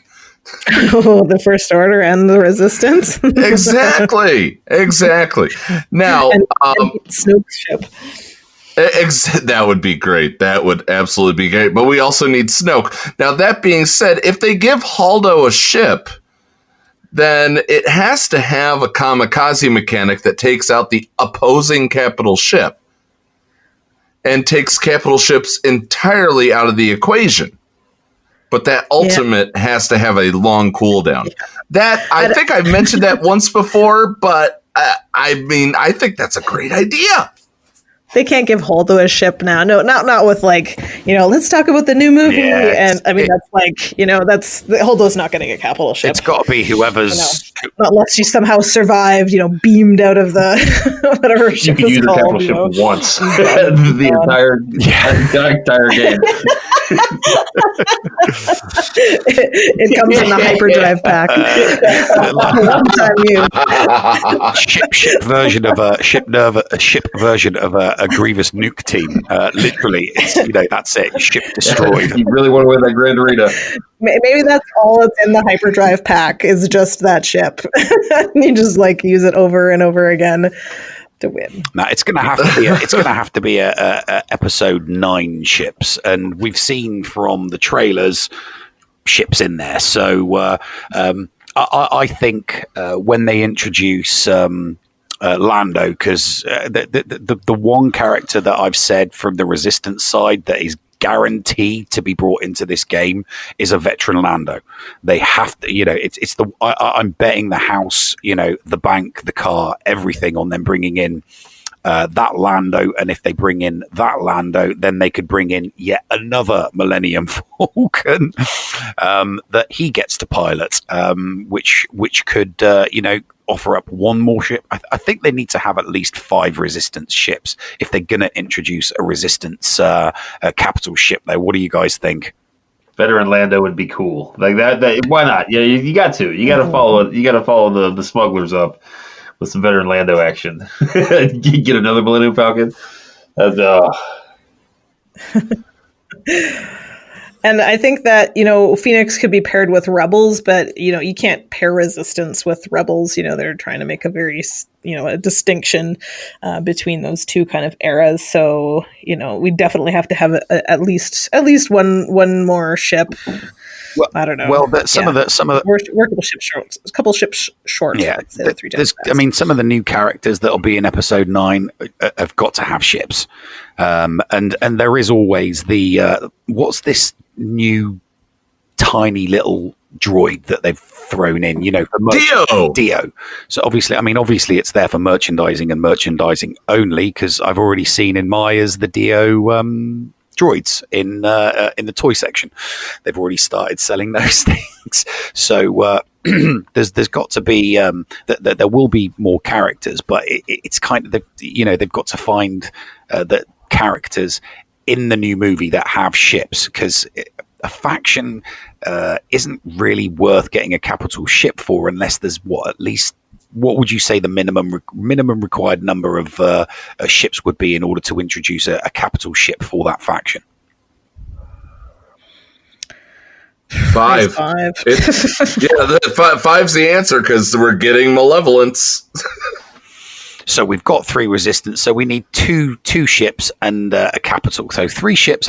They did say in the post, that they may not be releasing specifics, but they have confirmed that there are other upcoming characters and ships. So we know that we're getting a Hux, we know we're getting a Sith Trooper, we know we're getting other ships, but obviously, Lucasfilm are going to keep CG and EA quite tight-lipped on it until, just before the release, because they're not going to want any of these new characters or ships released until after the movie's released. Yeah, a lot of people were kind of disappointed in the road ahead and what little information it discussed, with the exception of the hyper bundle pack. That's you made a good point. They can't really tell us anything. I have a feeling we're gonna get bombarded with stuff as soon as the movie drops. I have a feeling there's gonna be a whole little package that comes along with it. They gave us a little tease of these 2 first order characters. We'll probably get some resistance characters, ships for sure. We're gonna get spammed with stuff, and I hope they are creative with the way they release it, not just marquees. And the Galactic Chase events are cool, but really, you can't really afford crystal-wise to be doing too many of those. Those can get kind of pricey if you're not careful. You just start going and going and going. You're like, oh, and the 400 refreshes. You're like, no, I gotta stop. But it's we'll see. I like the legendary. I'm hoping Hux is legendary now. Yeah, that's what I'm kind of. I've got my fingers crossed on prediction wise, but I do agree with T-Money. I do think once the movie's out, I have to agree with you guys. We're going to get spammed with a bunch of marquees like we did with Phoenix. If they have spammed us with 6 characters in quick succession before. So, as far as I'm concerned, they know which characters they're going to introduce. Disney and Lucasfilm will have told CG, we want these characters because this is from a merchandising point of view, from a gaming point of view, they're going to have their eye on X amount of characters that they want introduced into the game that CG cannot tell us. I think that they've probably already got them created and ready to introduce as marquees. And then, once they've been introduced as marquees, out come the crystal packs, and they'll expect everybody to buy and buy and buy. And, that'll be the legendary for a General Solo, perhaps. And then they'll bring her ship out, and they'll bring some more resistant ships out. I just think between, from the end of the movie, from the day the movie's released till about the end of January, it's just going to be Marquee and Legendary City from First Order and Resistance. And then we'll get a whole bunch of stuff that gets released along with the DVD, Blu-ray, digital release of this end of the, Rise of Skywalker, the end of the saga. Sorry, the end of the saga. Yeah, no, that I've never bought into that end of the Skywalker saga thing that they've gone for. But that's definitely going to be good for the game. More characters are. I must. I'm talking from a GAC point of view.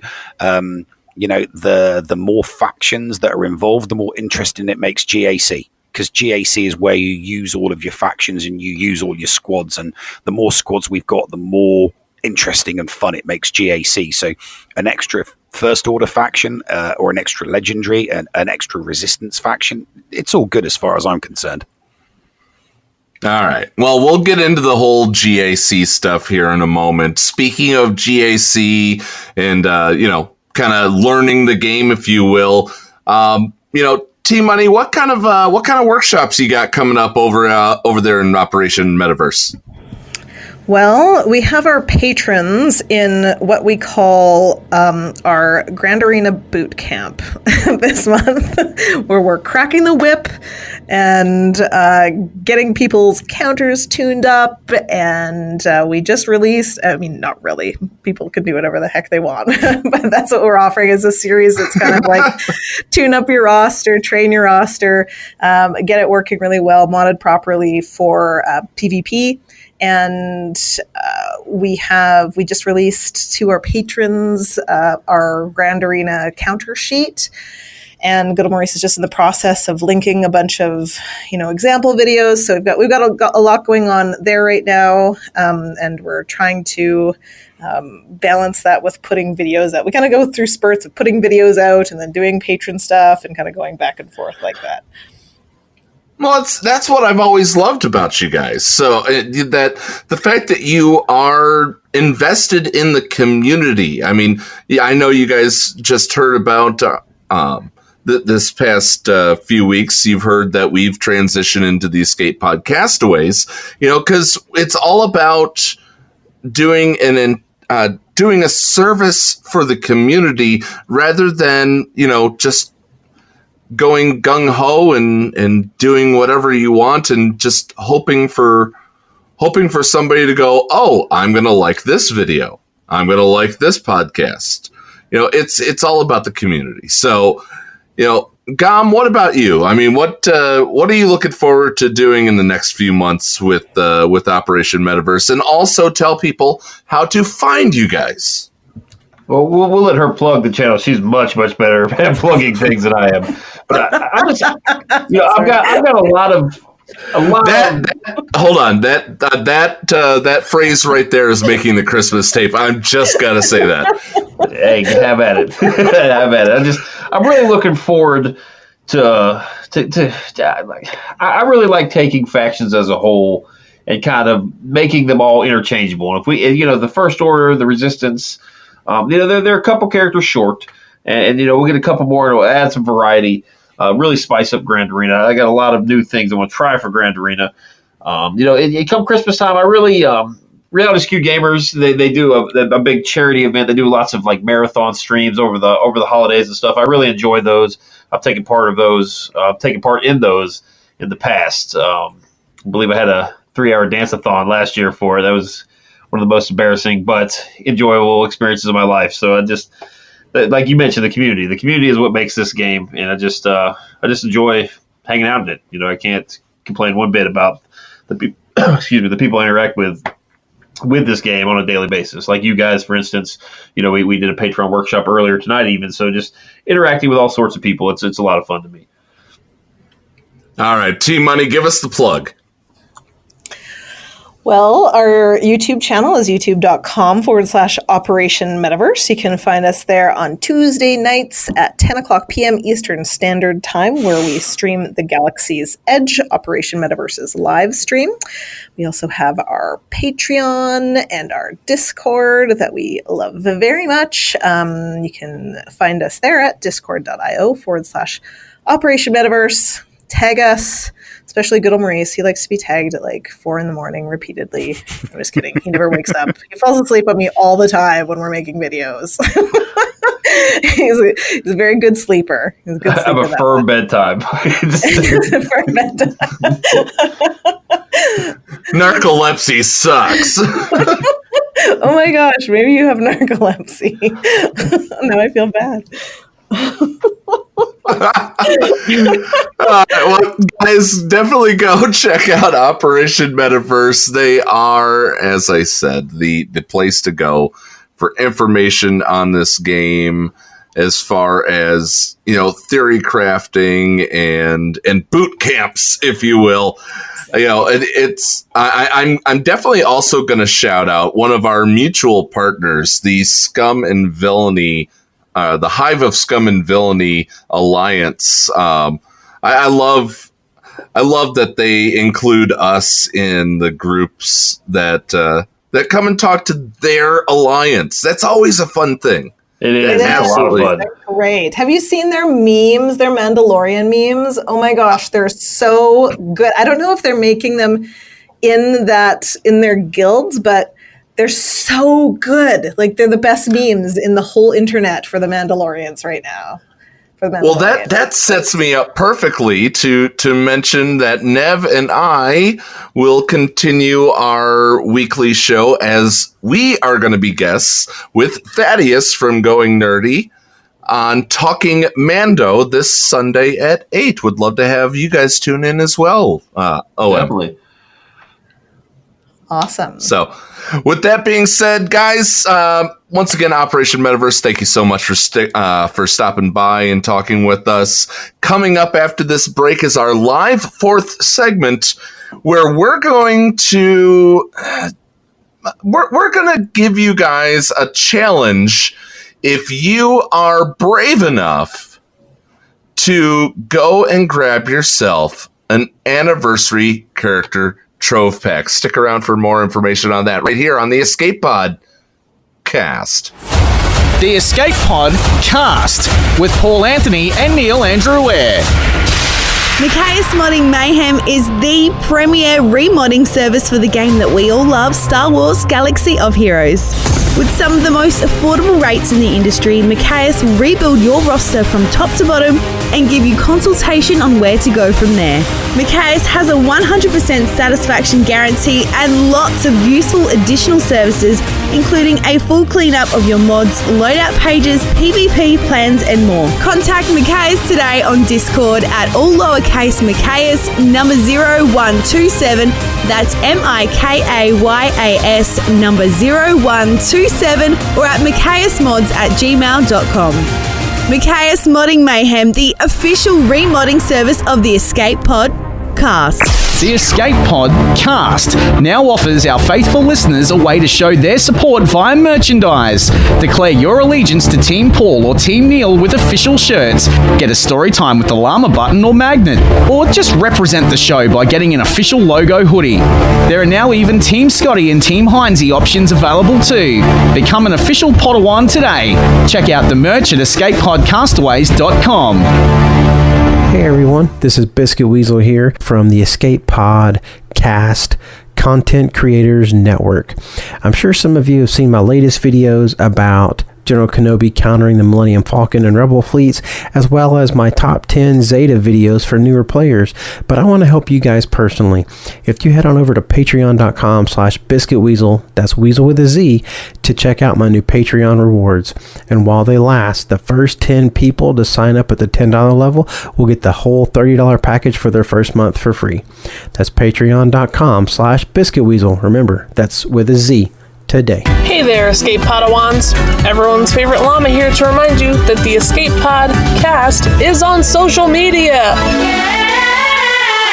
That's right, we're on Facebook, we're on Twitter. So give us a like, give us a follow, and stay up to date on all things in-game and in the Escape Pod.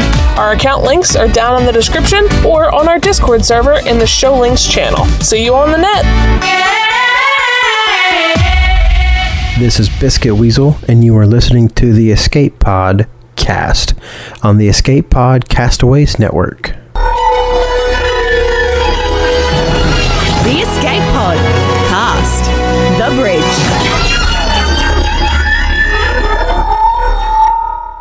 Well, Nev, I mean, we got some information while we went to air. Oh, did we? What information would that be? That would be the light side territory battle essentially the requirements, but also the, they also announced information about the journey guide, about the event cadence. Right, okay. I'm just opening up the forum now, so I've got it up in front of me. Ooh, journey guide event cadence changes. Ooh, interesting.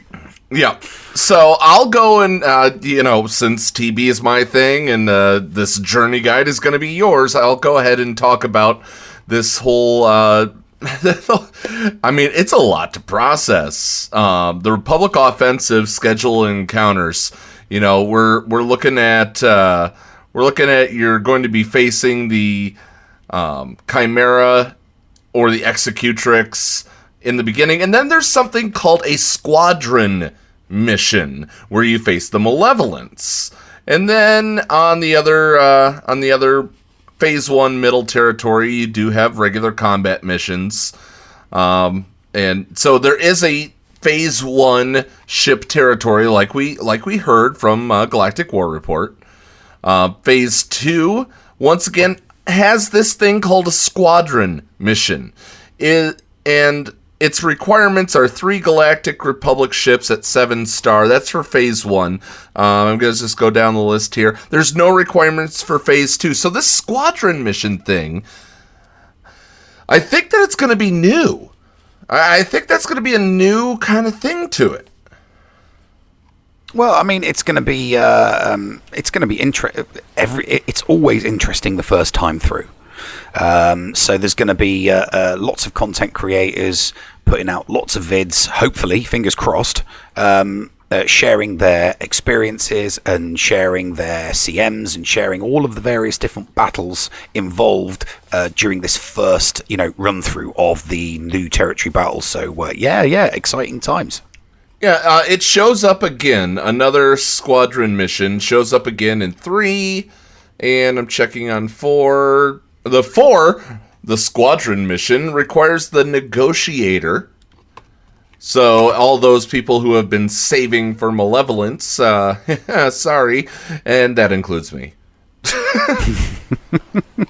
Well, I'm nowhere near the negotiator on... Well, I was about to say I'm nowhere near a negotiator on any of my accounts, but on my main account, I am only 15 shards away from getting a 5-star negotiator, but I'm not in a guild doing GOTB, so... I'm not gonna get it. I'm going to look at this as well. They mentioned that the phases are going to be run for 36 hours for the foreseeable future, but we should anticipate that both Geo territory battles will be reduced down to 24 hours when they feel the time is right.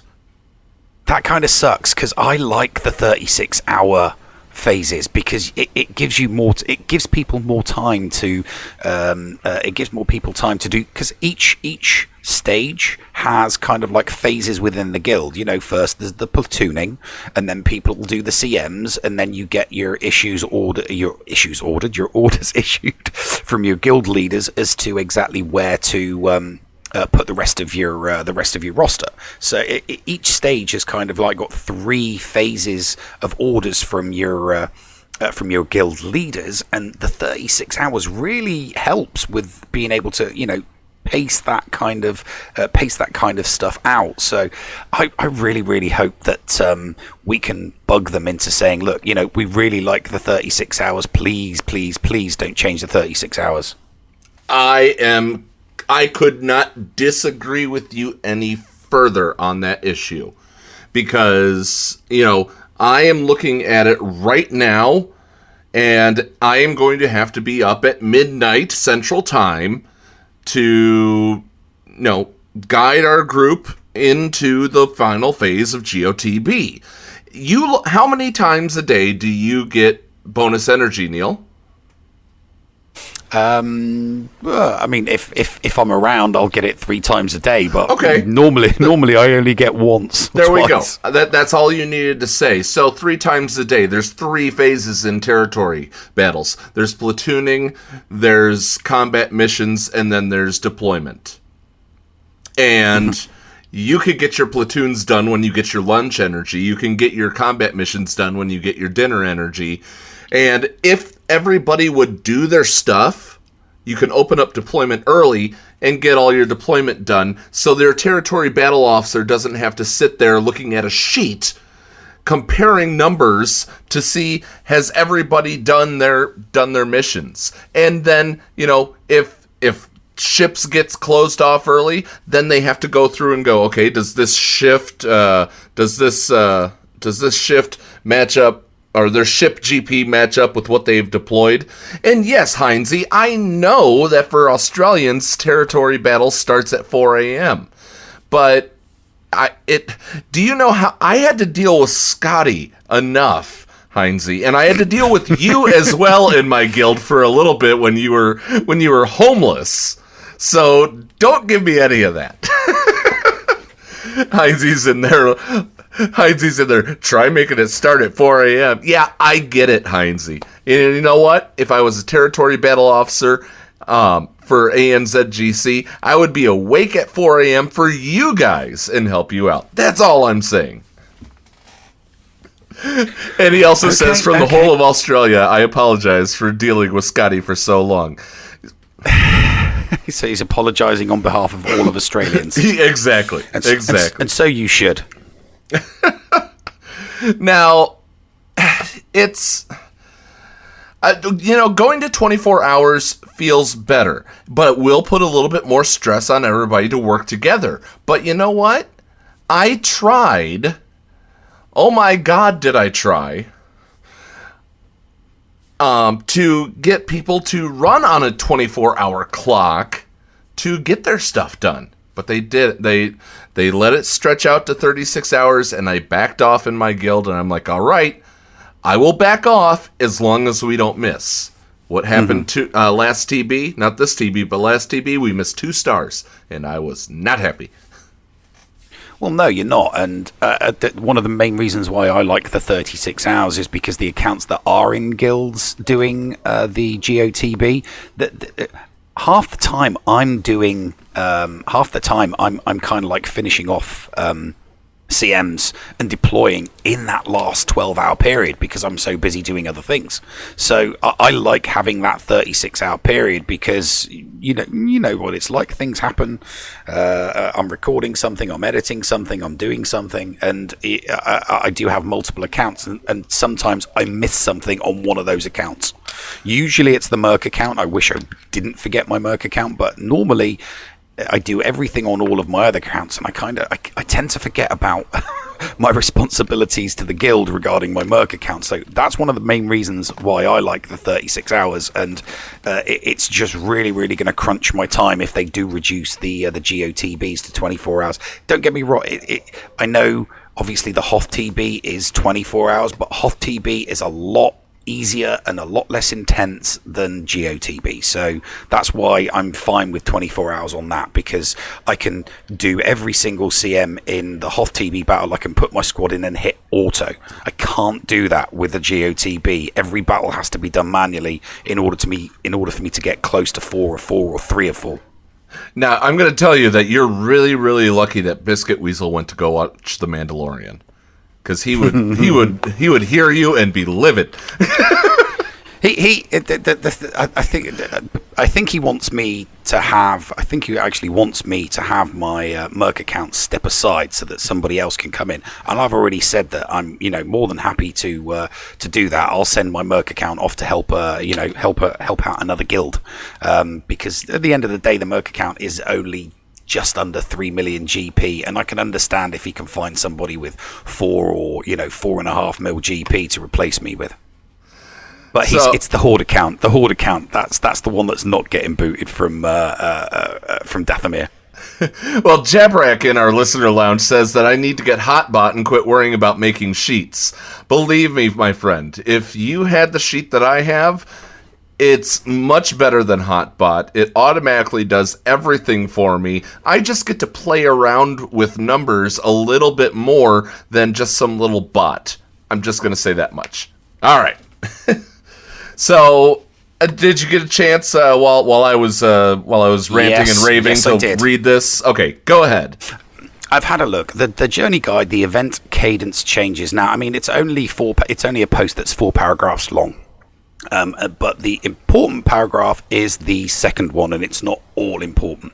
So it goes as follows. It goes as follows. We want to begin to tackle improvements to the player experience by changing the event cadence we laid out a while ago. So we know that that's what they want to do. Events currently live on a set schedule until the end of time and increasingly compete with other events as we add more events to the game.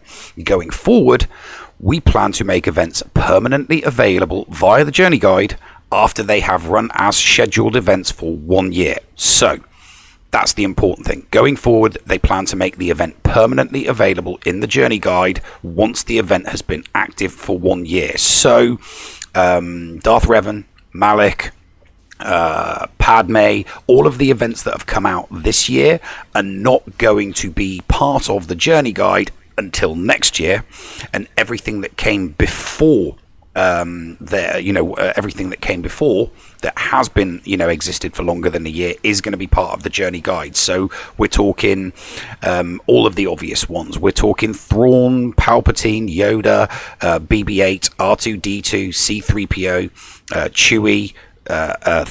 All of those events are going to be part of the journey guide, so people will be able to pick and choose when they go for those legendary characters, which is great as far as I'm concerned.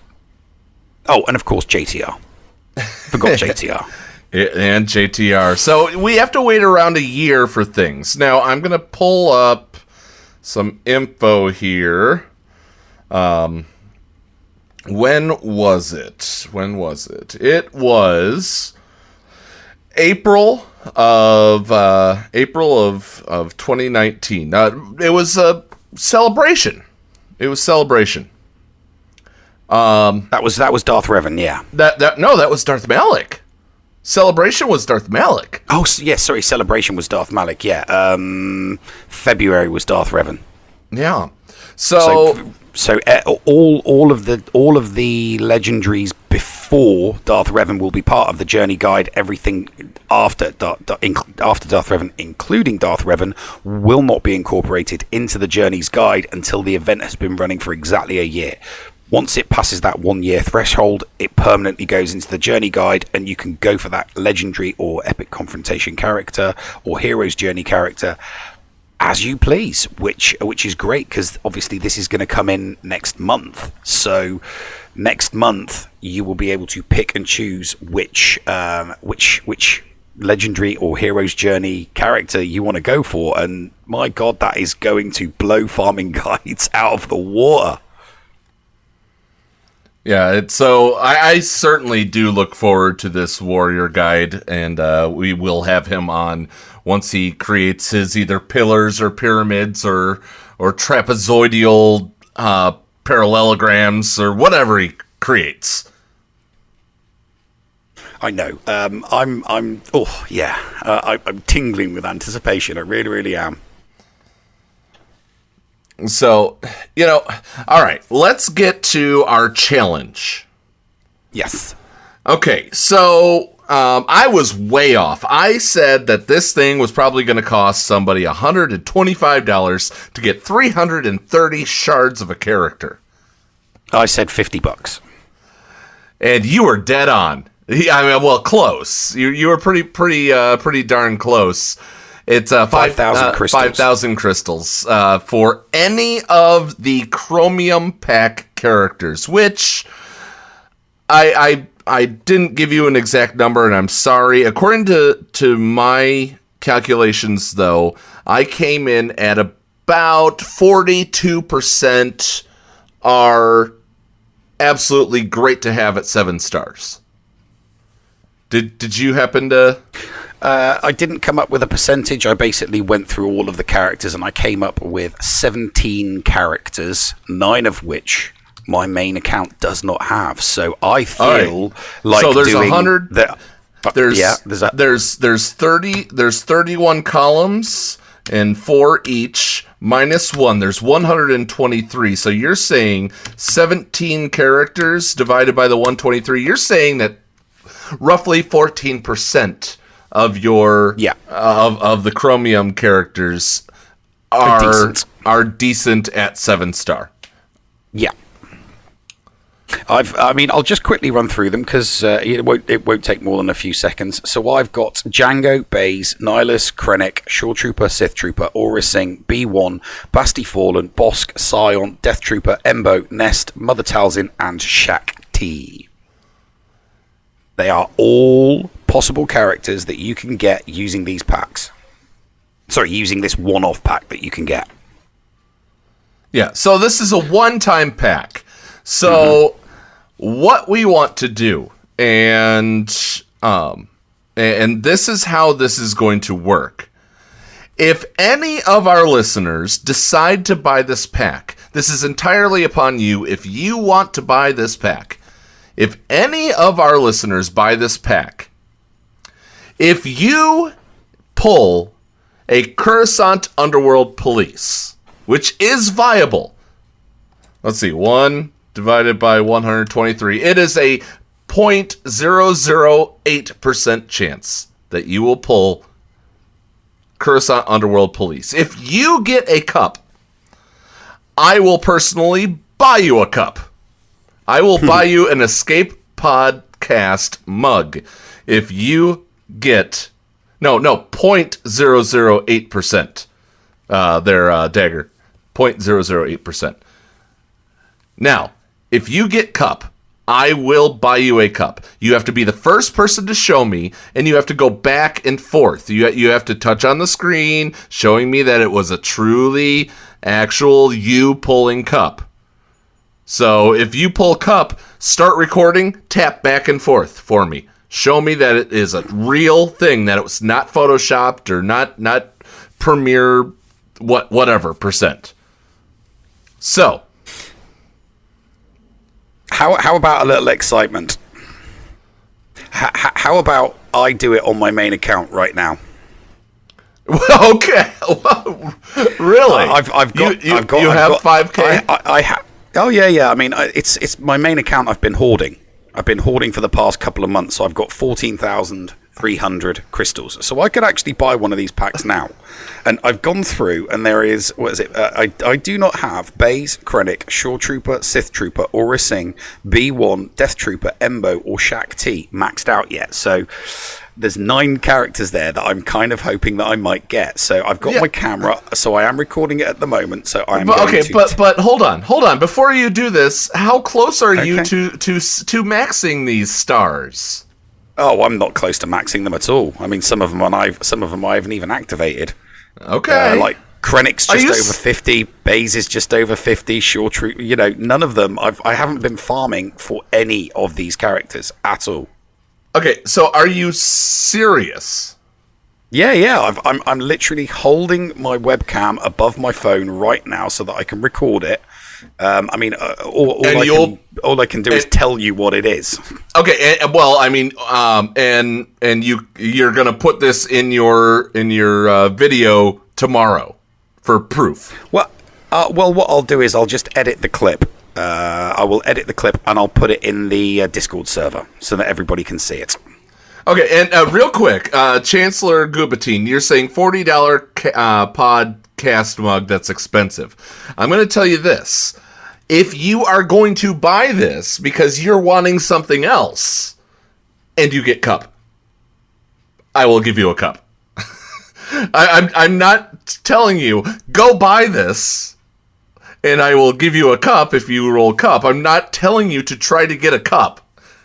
I'm not encouraging you to spend money on this game. I'm saying if you are going to go and you're going to purchase this $40 pack just because you need / want to and you get cup, I will give you a cup. Yeah, it's a cup for a cup. It's a cup for a cup. Okay, so do you want me to do it now? Shall we do it now? Let's do it now. Let's see what you get here. Okay. Okay. So, wow. So it's got everything. It's got all of the characters in a massive grid that takes forever to scroll across. Yes. So, okay, here we go. Buy 5,000. Buy 5,000 crystals. That's Please exactly what you said. Don't be cup. You can't get a cup. Oh, you've got to be kidding me. What'd you get? I got the Geo Soldier. Which you already have 7-star. Which I already have, so that's 330 shards straight into the currency thing. Oh, and what is it? 15 pieces. You got 4,950 shard shop currency. Congratulations! I'm clapping for you now. Oh, that sucks. I was really hoping. Yeah. Wow. Yeah. That's a lot of currency. So I suppose there's a lot of pieces of gear I can buy there. But since I'm hoarding, all I'm doing is buying gear anyway. So well, now you can buy more gear. And by the way, you only get one shot on that. I know. I wouldn't want to waste another 5,000 crystals doing another shot anyway. So I was hoping for one of those 9 that I really, really needed. It would have been nice. So yeah, kind of feels kind of feels sucky now that I've got the Geo Soldier. So just prove it to me. If you can make a damn good fake that I truly believe you got cup, or that you got cup, I will give you a cup. I will personally purchase a cup for you if you buy that pack on your own, under your own volition, and knowing that I am not reimbursing you if you roll cup, except to give the first person to show me a cup. Yeah, that doesn't work, JJ.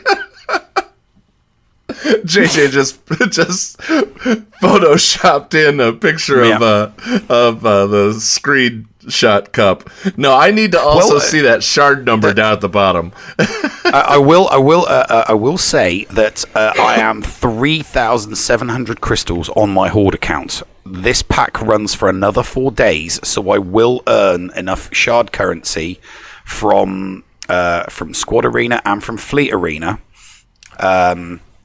over the next 4 days to go over that 5,000 threshold. So I will be very, very tempted to do, because it's a Horde account. I've only got 6-7-star characters. 3,500 at the moment. Currently 3,500. So it's a possibility.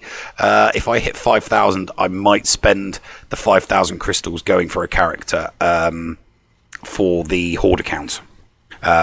Which I will, if I can make it over that 5,000 comfortably, then I'll definitely buy a pack on the Horde account and post that in the server as well. Yeah, so I'm really quick going to tpublic.com/user/the Escape Podcast, which you can also get to this page by just going to escapepodcastaways.com and click on the merch link. I know the site doesn't look all cool yet. It will. Don't worry. But I'm looking at the travel mugs, and this is the cup I want to buy you guys. The travel mug that I want to get for you normally retails for $25. So, it's a little bit of it's portion of your kickback there. So, in fact, is Llama listening right now? I don't see her in the live lounge. So, Llama actually does have the mug. She has a travel mug of the Escape Podcast logo. Oh, she already got one. Yeah, she already has one of them. So I just put a link in the listener lounge. If you click on the type, you can see the travel mug actually looks pretty freaking cool. But you can also go to see that anywhere else. You can also get a Team Neil cup. If you don't like the Escape Podcast logo, you could get a Team Neil mug if that makes you happier. Oh, that would make me happy, because then that's my fans showing some love. Well, you're currently leading. I'm going to tell you this: you're currently leading in sales of individual teams. The podcast logo itself has sold the most items, but then followed behind it narrowly is you. Oh, lovely. And then I'm barely ahead of Team Scotty and Team Heinze, which have also sold pretty well. So things are going like hotcakes then. But they are selling. It's a very, very humbling experience for somebody to order something with your logo on it. I know, it's got a t-shirt with my face on it. It sounds weird when I say it out loud that people are buying t-shirts with my face on. And also the fun thing is that if you guys do have these items, like our friend Deadpool Kyle has done, like our friend Llama has done, and I've taken a picture in a few of them, send the pictures our way. We would love to showcase our listeners because we are proud to have you as them. Chancellor Gubatine says I should make an airlock mug. Unfortunately, I think that it would fail around me, and I don't know why. And I swear to you, I don't know why. Yeah, you know what? We'll do it like the Ben Shapiro show does it. If you take a photograph of yourself with the mug, and then send it to us. We'll put it on our Twitter feed. Put it on the Twitter feed, put it on the website once it's up and running. We will celebrate our listeners because you guys are the lifeblood to us. Absolutely. Seriously, Nev, is there anything else that, I think we covered it all. I do. This was we an did. action-packed week. It truly was. It was. It was a very, very good one, definitely. All right, I'm going to do one more refresh on the forums. Let's see. All right, and the Escape Podcast is banned. Crap. No, I'm kidding. No, we're, I think we did cover everything. If we missed anything, let us know. We'll talk about it next week. But, it's been a pleasure to entertain this week. You got any parting words, Nev? No, I'm going to be fashionably silent on this. All right. Well, with that being said, be nice to each other, damn it. And Nev, push the button. You got it, mate. Ta-ta for now, folks. What's going on? Where the hell are we? Paris? Thank you for pressing the self-destruct button. Attention! This is Colonel Sanders in forward command. Abandon ship! Abandon ship! All personnel proceed to escape pods. Close down the circuits. Evacuate the city. Self-destruct mechanism has been activated. Abandon ship! Where is it? Where is it? It's gotta be here. Out of order! Even in the future, nothing works. This ship will self-destruct in exactly 10 seconds. Counting down. 10, 9, 8, 6. 6! What happened to 7? Just kidding. 3, 2, 1. Have a nice day. Thank you.